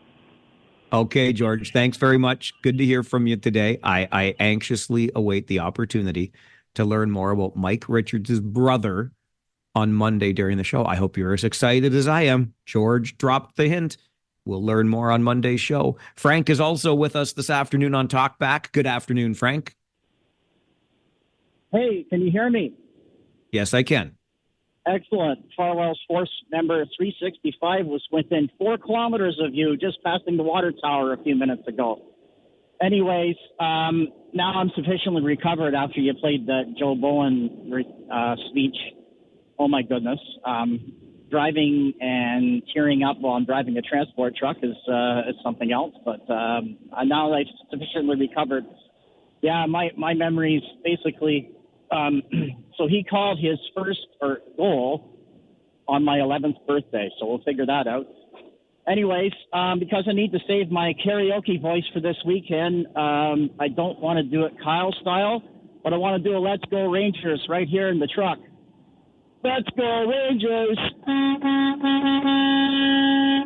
Have a good weekend, Mike. Thanks, Frank. Well done with the horn to end off the Let's Go Rangers chant. I don't know that we'll hear many of those in the Sioux tonight, but it's good that we have them here on the show because believe you me, the team appreciates it. And this is like getting the good energy going, right? This is the juju that we need. I have an email from Kathy who writes to Mike at 570news.com. I'm originally from the Sioux, and I want to give a shout out to all of my family and friends there. However, I have converted from a Hounds fan to a full Rangers fan. And there's a fun sibling rivalry between me and my brother. So with that being said, I feel Don Cameron will be with us tonight as we play this very special playoff game. Go Rangers, go. And I'm sorry, Scott in section 108, but Hounds are going to be out and Kitchener is moving on. Kathy, thank you very much for the email. I love the sibling rivalry. I'll tell you what, I'll go by section 8 and see if I can't find Scott, or 108 and see if I can't find Scott and give him hell, okay?